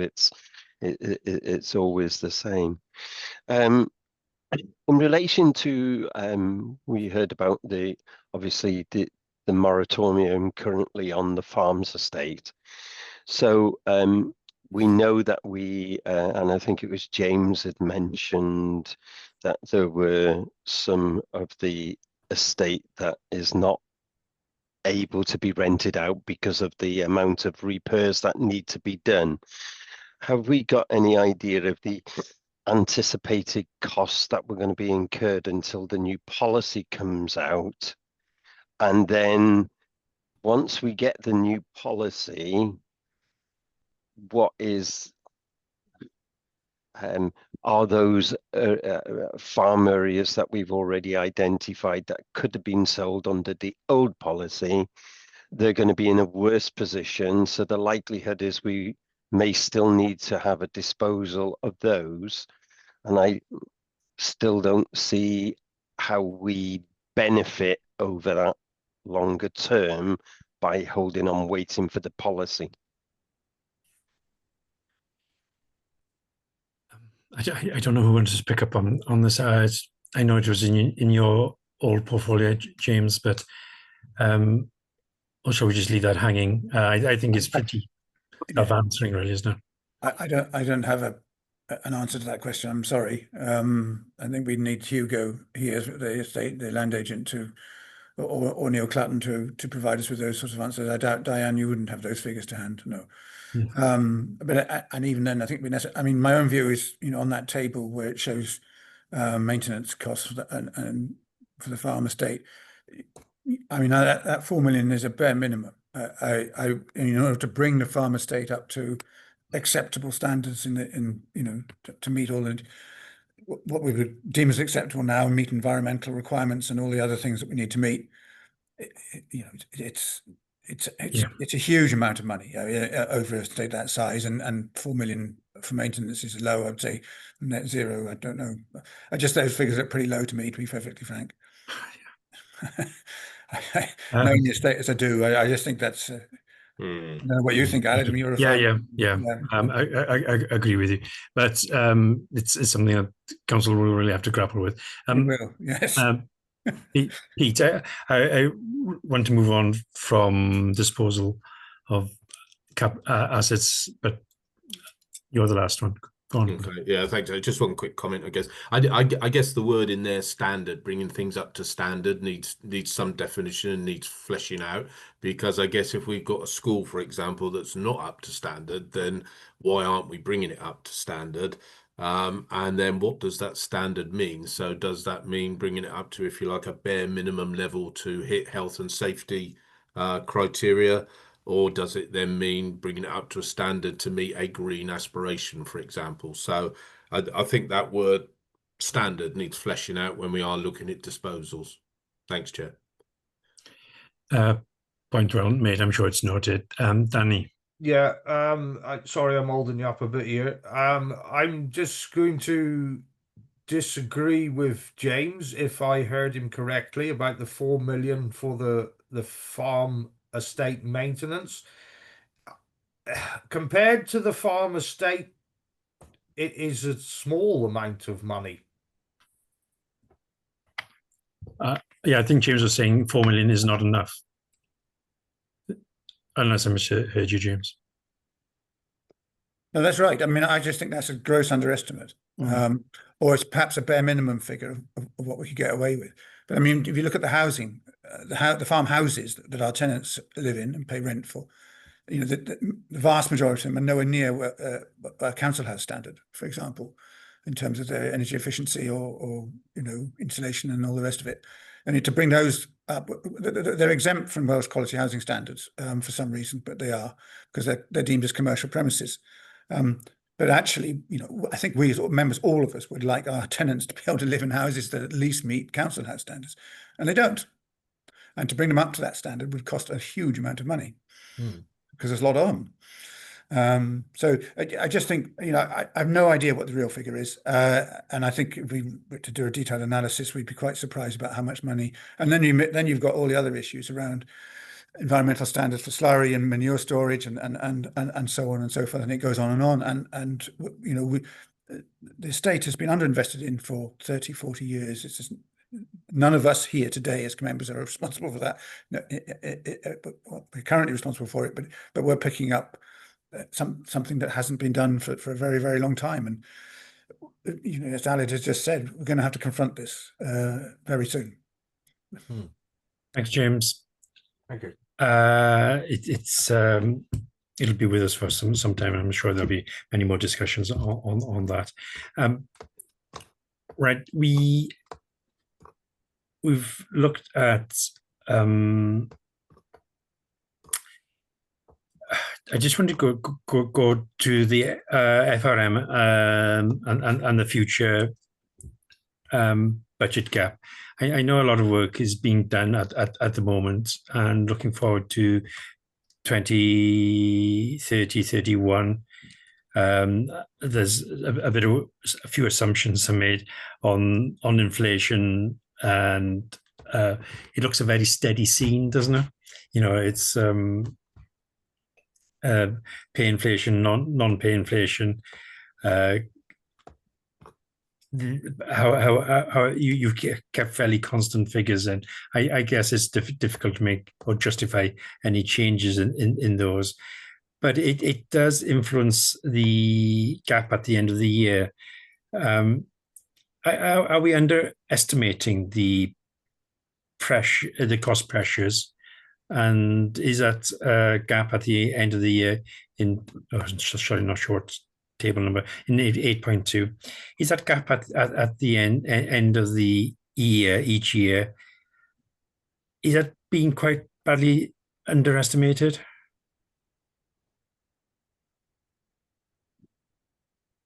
Shall I come in? Yeah, please, Mary. So yeah, we've our current assumptions are 2% on those top two lines for both pay award and non-pay inflation. And as Jim said, some additional inflation then is picked up within service pressures line as well. Yeah. It is something we are debating at the moment, I think, particularly around the pay inflation, and particularly around teachers' pay inflation. So looking at that. So, but then, I think we'll get a bit more information now over the next few weeks as well about the settlement and what we're expecting there as well. So we'll try and update the FRM for all of those assumptions then. But I can see James is waiting to come in as well. So James. We need to make a decision on the thoughts on the settlement figure, because that's still assuming a 1.3% increase per year, which, depending on the change of, or if there is a change of government in the elections in Cardiff, that could change there. That might be over optimistic, whilst you may think the inflationary costs above are under or are optimistic. That may be optimistic as well. So I think time will tell, but it's the assumptions we've got now and whether people are comfortable with them, and and certainly we need to keep revising them as and when we know more. absolutely. Yes, I do worry that we're being. I know finance staff tend to be accused of being too pessimistic on many occasions, but sometimes I do. Looking at this table, there's quite a bit of optimism, really. But Danny. So, what is the timeline for validating and implementing savings proposals? When's the cutoff point? Go on. Sorry, Mary, go on. Yeah. We need to set a balanced budget at the full council meeting in February. But we we tend to try and get as much as possible finalised and steady within the FRM before Christmas if we can. You know, and we'll have an awful lot more information by then. But you know, I don't think, given the current environment, I don't think there's really been a point at which we've stopped really since this time last year. Probably, I think services have been working on it to deliver a balanced budget for 25-26, and then, as I said, you know, looking across the whole of the next 5 years and how we can balance within those years based on, you know, our current assumptions really within everything. So but there is for to balance 26-27 and set the budget for 26-27, we have to do that by the full council meeting in February. And just to stress, for both capital and revenue, that's just for the 1 year, Yeah. for the next financial year, and there'll still be gaps going forward over the next 5 years. Diolch. Any members, any other queries on that table there? Can I just say with regard to that table, Chair, you know, what's very apparent from that is that if we can get through 26-27, there does seem to be a little bit of easing going forward, and the actual settlement is still at 1.3%. And I think we kind of possibly have a little bit of optimism around that, not a lot, but a little bit. So things might improve quite significantly there. But just going back to inflation again, and interest rates with regard to the capital cost of borrowing, etc., etc. All we've got really is to look at what our advisors are giving us. And outside that, it's very, very difficult to put an argument forward that, you know, we think is going to increase or decrease to the figure that they're actually suggesting it's going to be. But that's why we've got them, and that's why we've got to use their modelling basically to inform our FRM going forward. Yeah, but just one other thing I would say with regard to this, with regard to the service pressures. We have asked services to go back and revisit them and to see if they are as accurate as we need them to be. But you won't get the 100% accuracy in there. And of course, there's also the possibility that with regard to savings, that they might be able to bring some projected future savings into this year when we've got the larger gap forecast. Yeah. Okay. No, very true. Rely on advisors for the cost of borrowing per million, but it's a political decision around the level of borrowing as well, isn't it? So it's a decision for us within Powys on the level of borrowing, and that balance between you know, and I hope at all times that's sort of evidence driven. It comes down to affordability, doesn't it? Yeah. That's the issue. So the more you borrow, you know, depending on where the interest rate is, that's going to determine whether you can afford it or not. Yes, and you've got to look at the other side of the equations about maintenance and the transformation, and the long-term costs of these investments as well, aren't you? Danny. Yeah, thank you. This may be a silly question, but it's just popped into my head. What proportion of the budget gap is really backed by detailed deliverable savings already? Does that make sense? Sorry, go on, Mary. But the gap that's in that table at the moment has not been bridged, has it? And that's no. That's the gap that we have left to find. So we've the services have brought forward as many savings as they can. Now there is some debate about whether some of those that have been identified for later on in the 5 years could be brought forward. And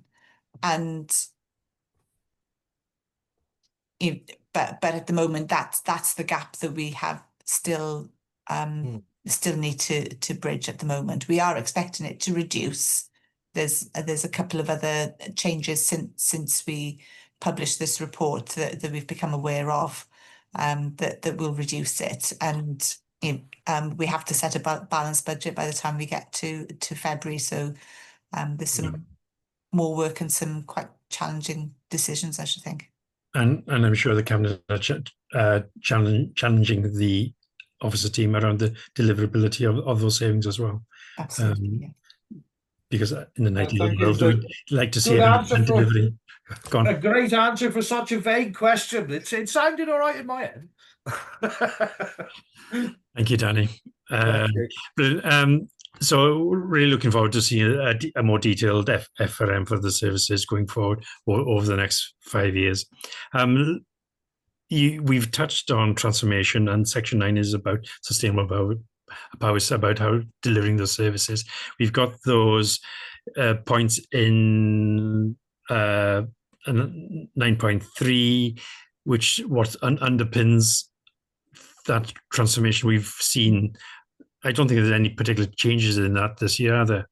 They've been there for a couple of years. So then we talk about financial resilience of the council, and there's a lot of talk nationally around the resilience of local government. Even had challenges in England. They've been subject to these challenges ahead of us here in Wales. Has anything changed within that section? We've had that audit review, but that was published 12 months ago now, wasn't it? Yes, it was. Do you think things have changed at all on that, particularly, Mary, with the sustainability at a local level now? Sorry, not national. Yeah, I think obviously there were some recommendations within the financial sustainability review that we are putting into place, particularly around the impact of previous savings proposals and whether those did align to the impact assessments that we did at the time that they were proposed. I think we've got the detailed tables in the appendices. Yeah. I think we remain in a relatively robust position. We're comfortable with where we are. I think it's more about making sure that we can bridge that gap in the future. And I think that was part of the driver really for the taking a longer time horizon over which to plan budgets this time round. And that also came out of that financial sustainability review as well, just trying to build in that longer term horizon scanning into it as well. Okay, brilliant. And you outline the budget delivery risks and the funding risks towards the end of the section 11, don't you? Then we talk about, there's a little bit on reserves. I think that's a fairly well argued argument, unless somebody wants to bring more to the table there. James.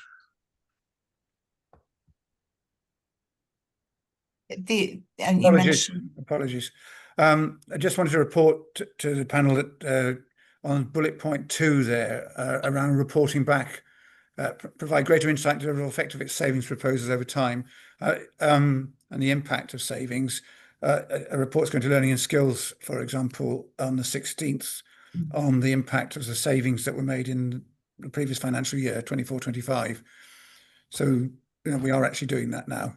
Okay. Which I don't recall we did before, I think. And we did have at the last finance panel that's end of year transformation.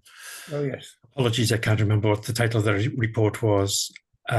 We are quite poor as a scrutiny, I think, looking back at the savings delivery, the impact, and the tying it up with the impact assessment that was originally produced, just to ensure that that impact assessment was correct. Or we need to be smarter around that in the future as well. Thank you. Sorry, Mary, were you coming in before James? I was just going to mention one of the things that's been published quite recently as well is CIPFA have done an analysis. You mentioned the English authorities, and CIPFA have analysed those local authorities that have ended up in financial crisis and getting additional support from government and picked out some of the common failings, some of the recurring risks, and some of those, certainly in terms of the the risks. Demand on social care is a big one, which we can all relate to there, and a little bit about unsustainable borrowing, I think. But I think in terms of those common failings, there was often an underdeveloped transformation programme and monitoring of that. So monitoring and reporting on those changes as well. And a failure to deliver savings and depletion of reserves were other common failings in those authorities. So I think having that analysis is really helpful for us to be able to help us plan and be resilient to those failings and try and avoid them if we can. Okay, could you? It'd be good for the finance panel members to have a sight of that. If you could ping that over to Kath, and if you've got half a dozen bullet points about your key aspects from that report, it would be helpful. I know there have been really common causes, really poor investment decisions as well by some English authorities about purchasing up properties, hoping to deliver income, which never really happened, and failure to address long-term issues like in Birmingham around the equalisation of pay, which has been running for years and years. So they're almost unique aspects within the really bad cases, but there's a huge pressure on all local authorities, isn't there? Sorry, wondering a bit there. David, did you want to say anything about the reserves? We still got that 4% general reserve policy.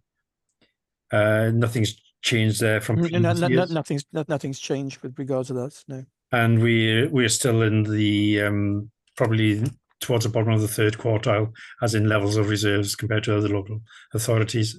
Yeah, we've got a relatively low level of reserves compared to other authorities. Yeah. Yeah, we're not. There's one or two really difficult ones, but we're not on that. But and then the section 151, I guess this is Jane's commentary. Do you want to pick out anything in that, Mary? I think the main thing really is around, I think, sort of just trying to manage some of that volatility and the risks over the next 5 years, really. We've already had quite a big discussion around the capital receipts and how important they are for being able to deliver what we want to deliver in terms of that capital investment. And I think Jane is now part of those discussions between the WLGA and Welsh Government, as well as due to her role with Society of Welsh Treasurers. So she's in a really good position to be able to pick up on some of those national discussions as well and feed into them, which is really important for Powys as well, to have that voice at that table. So, but making sure that we understand the forecasts and the impact that those might have on Powys as well, I think is absolutely crucial. Do you get to go to the Society of Welsh Treasurers? I hope you have that insight as well. Yes, on occasion. Yes, we do share it around. Good. Any other questions from members here, or can I zoom down to the tables? There's one or two tables I don't quite understand. Any questions before you have a quick look at the tables? Most of them are fairly self-explanatory, aren't they? Chris. Yeah, I just wanted to go back on something. It's going back. Just bear with me. Let me find it. Can you tell me the page number, because I've zoomed ahead? It's on page 41, 41. and it was under paragraph 9.6. The Budget Advisory Group it's indicated that had met, and I just wanted to see how it was progressing, because that's something new. I am attending those. I originally thought it was a little bit of blue sky thinking, but at the moment we're just been a lot of information being dumped on us. But David, you pulled this together. Yes, would you like to respond to? just a brief update. I think, gosh, time is flying by now. The first one was held, was it Wednesday? Where are we now? Friday. Yeah, Wednesday we got two morning more was this it? afternoon. Wednesday morning with education. In the afternoon we did HDR, housing, etc. Then this afternoon we're looking at social services and corporate services. Basically, Chris, we're looking at the service FRMs and the pressures that are being forecast, the savings that are being put forward, etc. I think that the first session on education was good, but we didn't allow enough time for it. The sessions that followed, we did allow more time, and I think they were a little bit more constructive and beneficial. But it's an opportunity really for members across the council, all parties are represented there, that if they've got any ideas they'd like to put forward for consideration within the budget, then we'd be more than happy to take them away and assess them. So there's the information side of it, but there's that constructive side where we also invite individuals to put forward any ideas they might have that they'd like us to consider. Yeah, savings. I've got to say it's almost too late in this cycle, for this annual cycle now. But Councillor Pete. Yeah, thanks, Chair. Just a quick question back on the resources implication and the paragraph on capital receipts there, which is saying it's essential to maintain financial resilience. It then goes on to say, without them, we'll need to scale back our capital ambitions. I just wondered if it's possible at some stage to perhaps have an indication of which capital ambitions would need to be scaled back, just so as we could equalise the scales and understand the pluses and the minuses. Yes, tagged onto that question, really. I was quite keen on having that 10-year capital programme. I know it happened in the previous council to scale back to 5 years, but when you talk about capital programmes, it's even far longer term to develop it. David or Mario, would you like to comment on Pete's? Yes, of course. I think the position that we're in currently, we do need to review the capital programme in quite a lot of detail.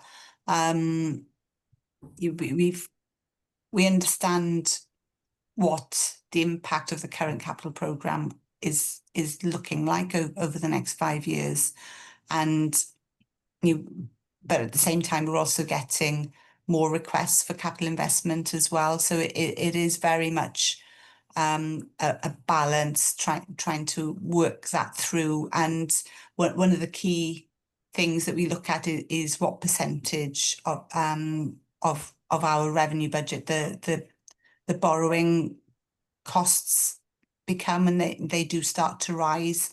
So it is something we're going to have to look at, and I think probably bring back at some point in the future as well. I don't know, James, if you wanted to add to that as well.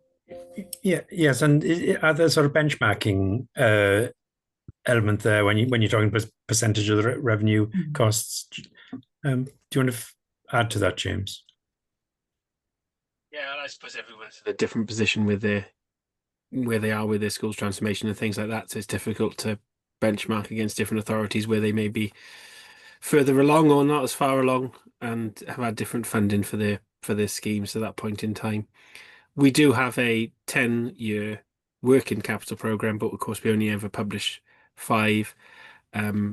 Just so you're aware of that, because the school SOP was a 9-year programme, wasn't it? Or I think 12 in the end that was submitted to Welsh Government. So that is all in the programme. But I think there's only 5 is published because of obvious reasons. Things move around so much in future years. It does open us up to more. I think things just move around so much. It's far difficult to forecast from years 6 to 10 than it is to 1 to 2, let alone 3, 4, and 5, isn't it? So yeah, but it is there in the background as a working programme. We just published the first 5. Can I just add to that? we have to accept the fact that I think the capital program we currently have is highly ambitious, which is commendable. But with the current indicators, with interest rates where they are, with the lack of capital receipts, when you actually look at the borrowing costs that are forecast to deliver the program we've got, then it's going to be extremely difficult to deliver it without significant capital receipts, unless, of course, we get a significant reduction in the cost of borrowing. You know, that might counteract it. But as it stands now, I think there's a lot of work to be done around the capital program with regard to reviewing it and understanding exactly where we are and whether we can afford it. Yes. Yeah, I accept the, you know, it gets more difficult to predict, but you know, especially when you talk about schools, it's such long lead-in times for any transformation. I still think the council needs to be more clear and give a greater understanding to the public of the ambition for the schools and where you'd like to see the schools in 15, 20 years' time. And people will accept that things change. But that's probably my own personal view. We're quickly running out of time. Sorry, Ali, sorry, Chair, I'll just add one last little comment to that. It's when I see phrases like scale back our capital ambitions that either A, worries me slightly, or B, it feels like it's a stick saying you must sell your assets or else we're going to do it. So it was just to reinforce my point that I would like to see some context around what does actually scale back capital ambitions mean. But it's very generalistic at the moment. I know that's difficult, David, but No, I think that's referring to the fact that, you know, what you've got to bear in mind is as far as borrowing costs are concerned, they impact the revenue budget directly. So currently we're looking at somewhere in the region of about £12 million per annum. That's impacting the revenue budget, and ultimately the revenue budget determines what services we deliver. So if we don't control the cost of borrowing, then it means we can have a corresponding reduction within services, unless we do make services through efficiencies, by actually invest the capital program delivering efficiencies for us against the revenue budget. But even then, you've got to be very careful about the percentage you actually spend and prepared to accommodate within the revenue budget with regard to borrowing. And that's the balance we've got to get. So I think that's what it's referring to, basically. Yeah. Okay, thank you. Okay. Yes, but you're referencing scale back. You're talking about that unpublished 10-year program as well, aren't you? So the general public don't realize what ambitions there are being potentially scaled back.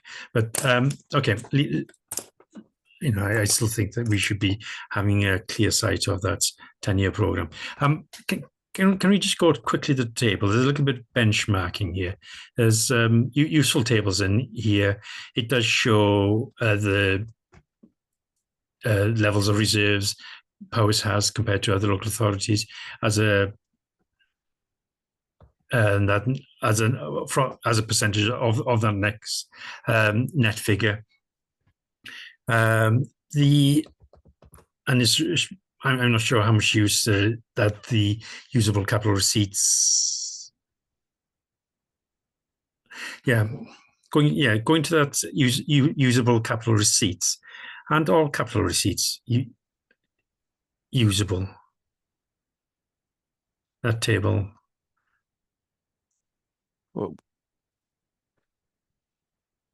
there's a Welsh Government policy around the use of capital receipts. Yeah. So yes, they are all usable, but what you actually use them on is a different matter. Yeah, no, I don't know. Why is usable in the title? That's what I'm. James is speaking. Okay. Oh, sorry, James. There is something within the accounts that is a deferred capital receipts. It's one we haven't yet received, so therefore we can't use, but we do account for it for some reason. So that's probably where that comes from. But they're generally fairly minimal, but there is this deferred capital receipts for some reason. As in, receipts you're expecting to come in. Okay, that's a strange one. Yes. So basically, this is a capital receipts for 21-22. Why is it so back to 22 rather than to April 25, March 25? that's the most up-to-date data that's from the Audit Wales Financial Oh, Sustainability is it? data tool. Oh, We'd have to go through, I think, and contact all the services, all the other authorities to get any up-to-date information. Okay. It yeah, no, it just feels dated. That's there was another graph further down somewhere, and I've lost it. There wasn't any there were just the benchmarking ones. Where were the little benchmarking graphs somewhere?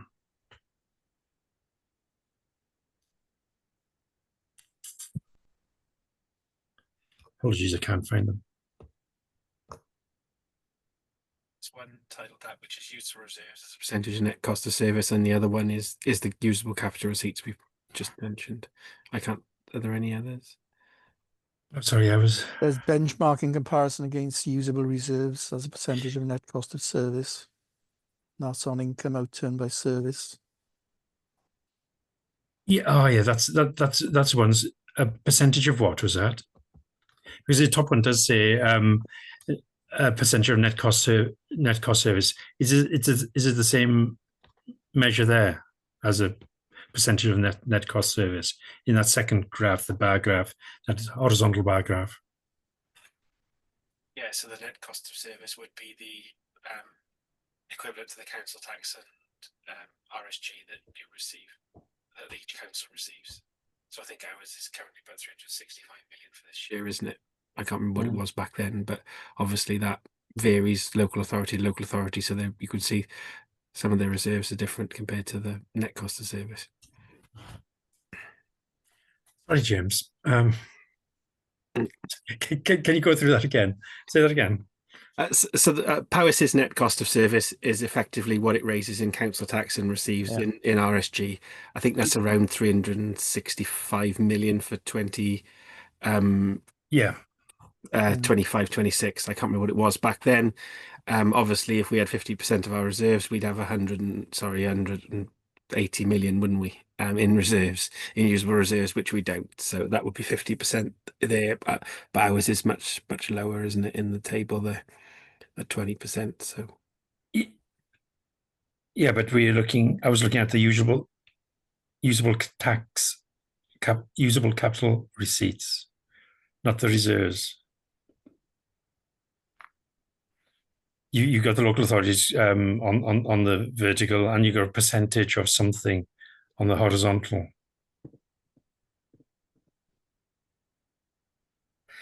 Don't think that should be percentage. I think that should be millions. Apologies. But the usual capital receipts ones, that should be millions. Okay. That's so we would have had, what's the gap there? 12.5 million, roughly, looking at the scale there for Powys. So back in 21-22, we may well have had 12.5 million of usable capital receipts. I'll go back and check, but that looks to be wrong. It looks to be more millions than anything else. Okay. Sorry for that. Okay, and the longest one, there's anonymous local authority, and there's a couple of local authorities missing on some of the bars. We need to have a look at that chart. Apologies, it looks like it's only picked certain ones up in the scaling, so I'll redress that. Okay. It would be useful.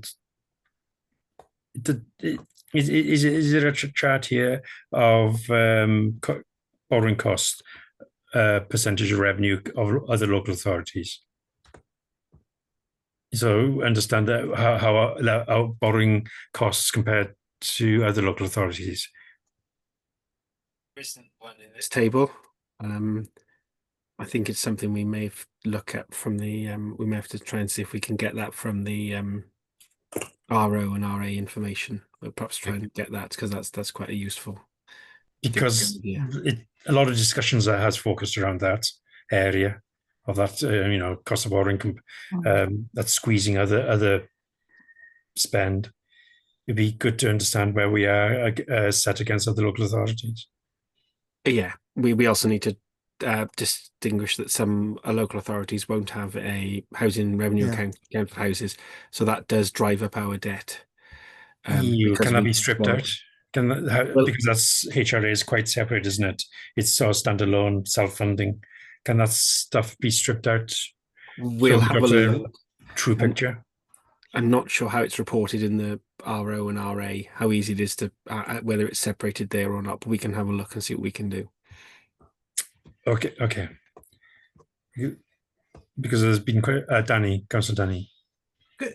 Thanks, Chair. Can you just clarify for me what you're asking? Are you asking for financial resilience against borrowing for other Welsh authorities? There's been a lot of discussion this morning about the affordability of the capital programme. Yeah. It's costing us £12 million or 14, I can't remember, between 12 and 14. But I want that as a percentage of the revenue. Right. And so we can compare our cost of our borrowing against other local authorities. Yeah. To understand where we are sitting. I'm guessing, like most things, Powys fairly square in the middle, or in the third quartile more often than not. Though our funding levels always seem to be in the bottom quartile, but that's another story. So it's that cost of our capital programme. Yeah, I understand. I got a feeling. I remember seeing Wrexham's one was extremely high from memory, but it'd be good to see current data. I know other local authorities will turn around and say to us, "Well, look at that asset you've got in the county farms. You should be looking at that." But thanks.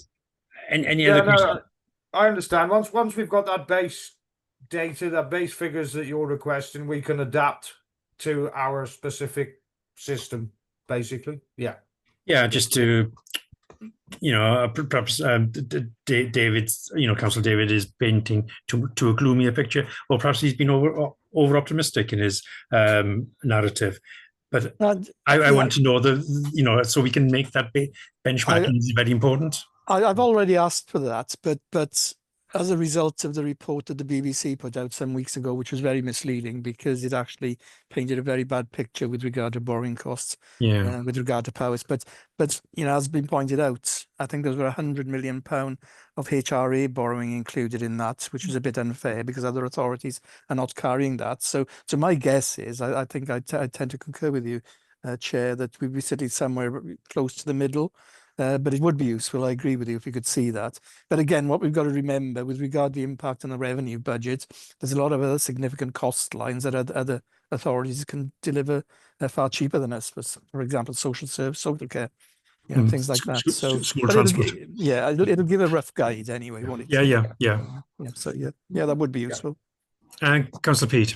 Yeah, thanks, Chair. Sorry, this may be one for next time now, as I know we're running a bit short on time. I was just looking at the funding of capital graph that's on page 52 of my pack, and I was just wondering, is there a simple answer to probably two difficult questions, which is why has that funding over 5 years effectively doubled from 60 to 120?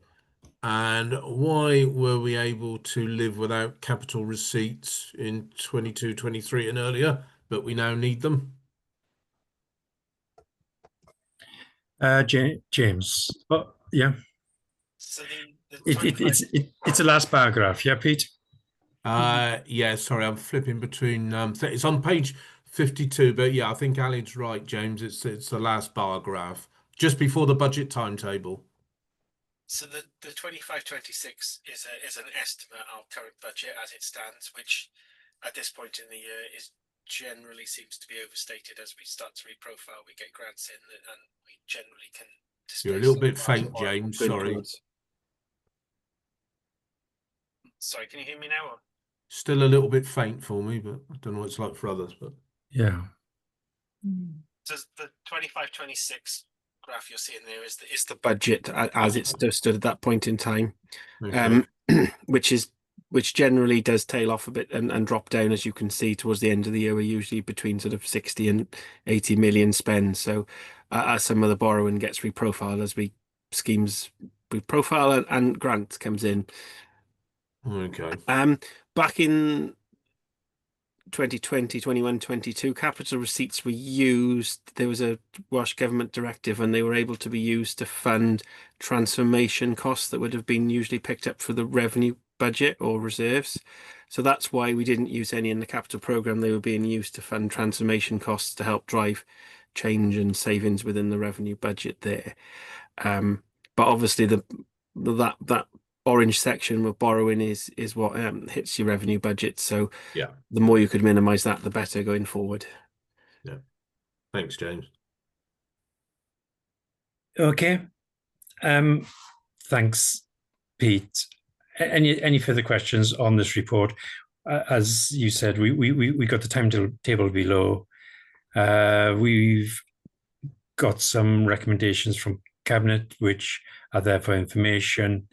And so we just want to focus. Have we got any recommendations coming out of this MTFS?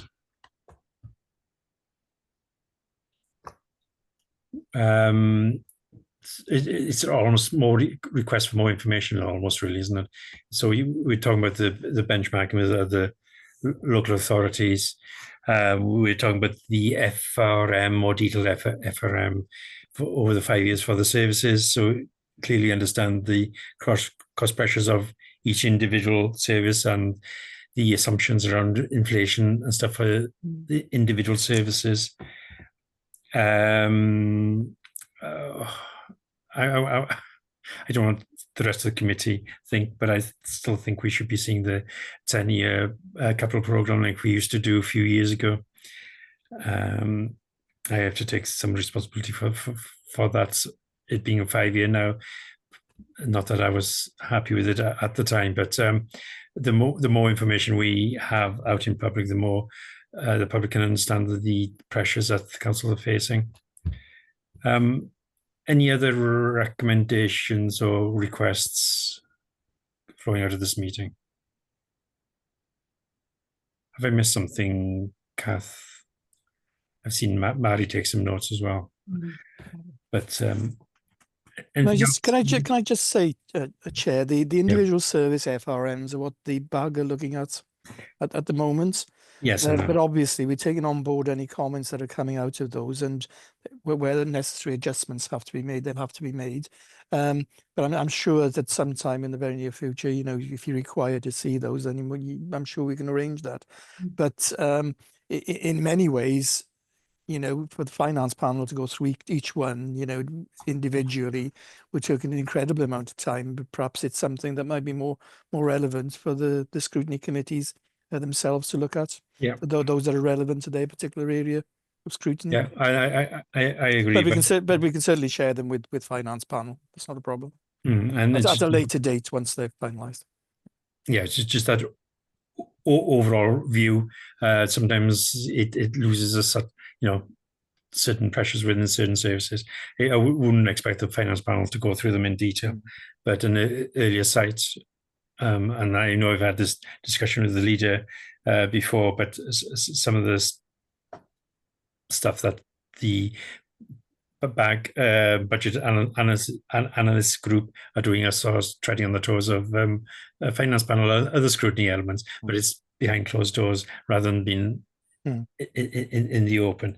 And I really did hope that the BAG would be for some more blue sky thinking about the next 5 years, you know, that long-term vision for the council.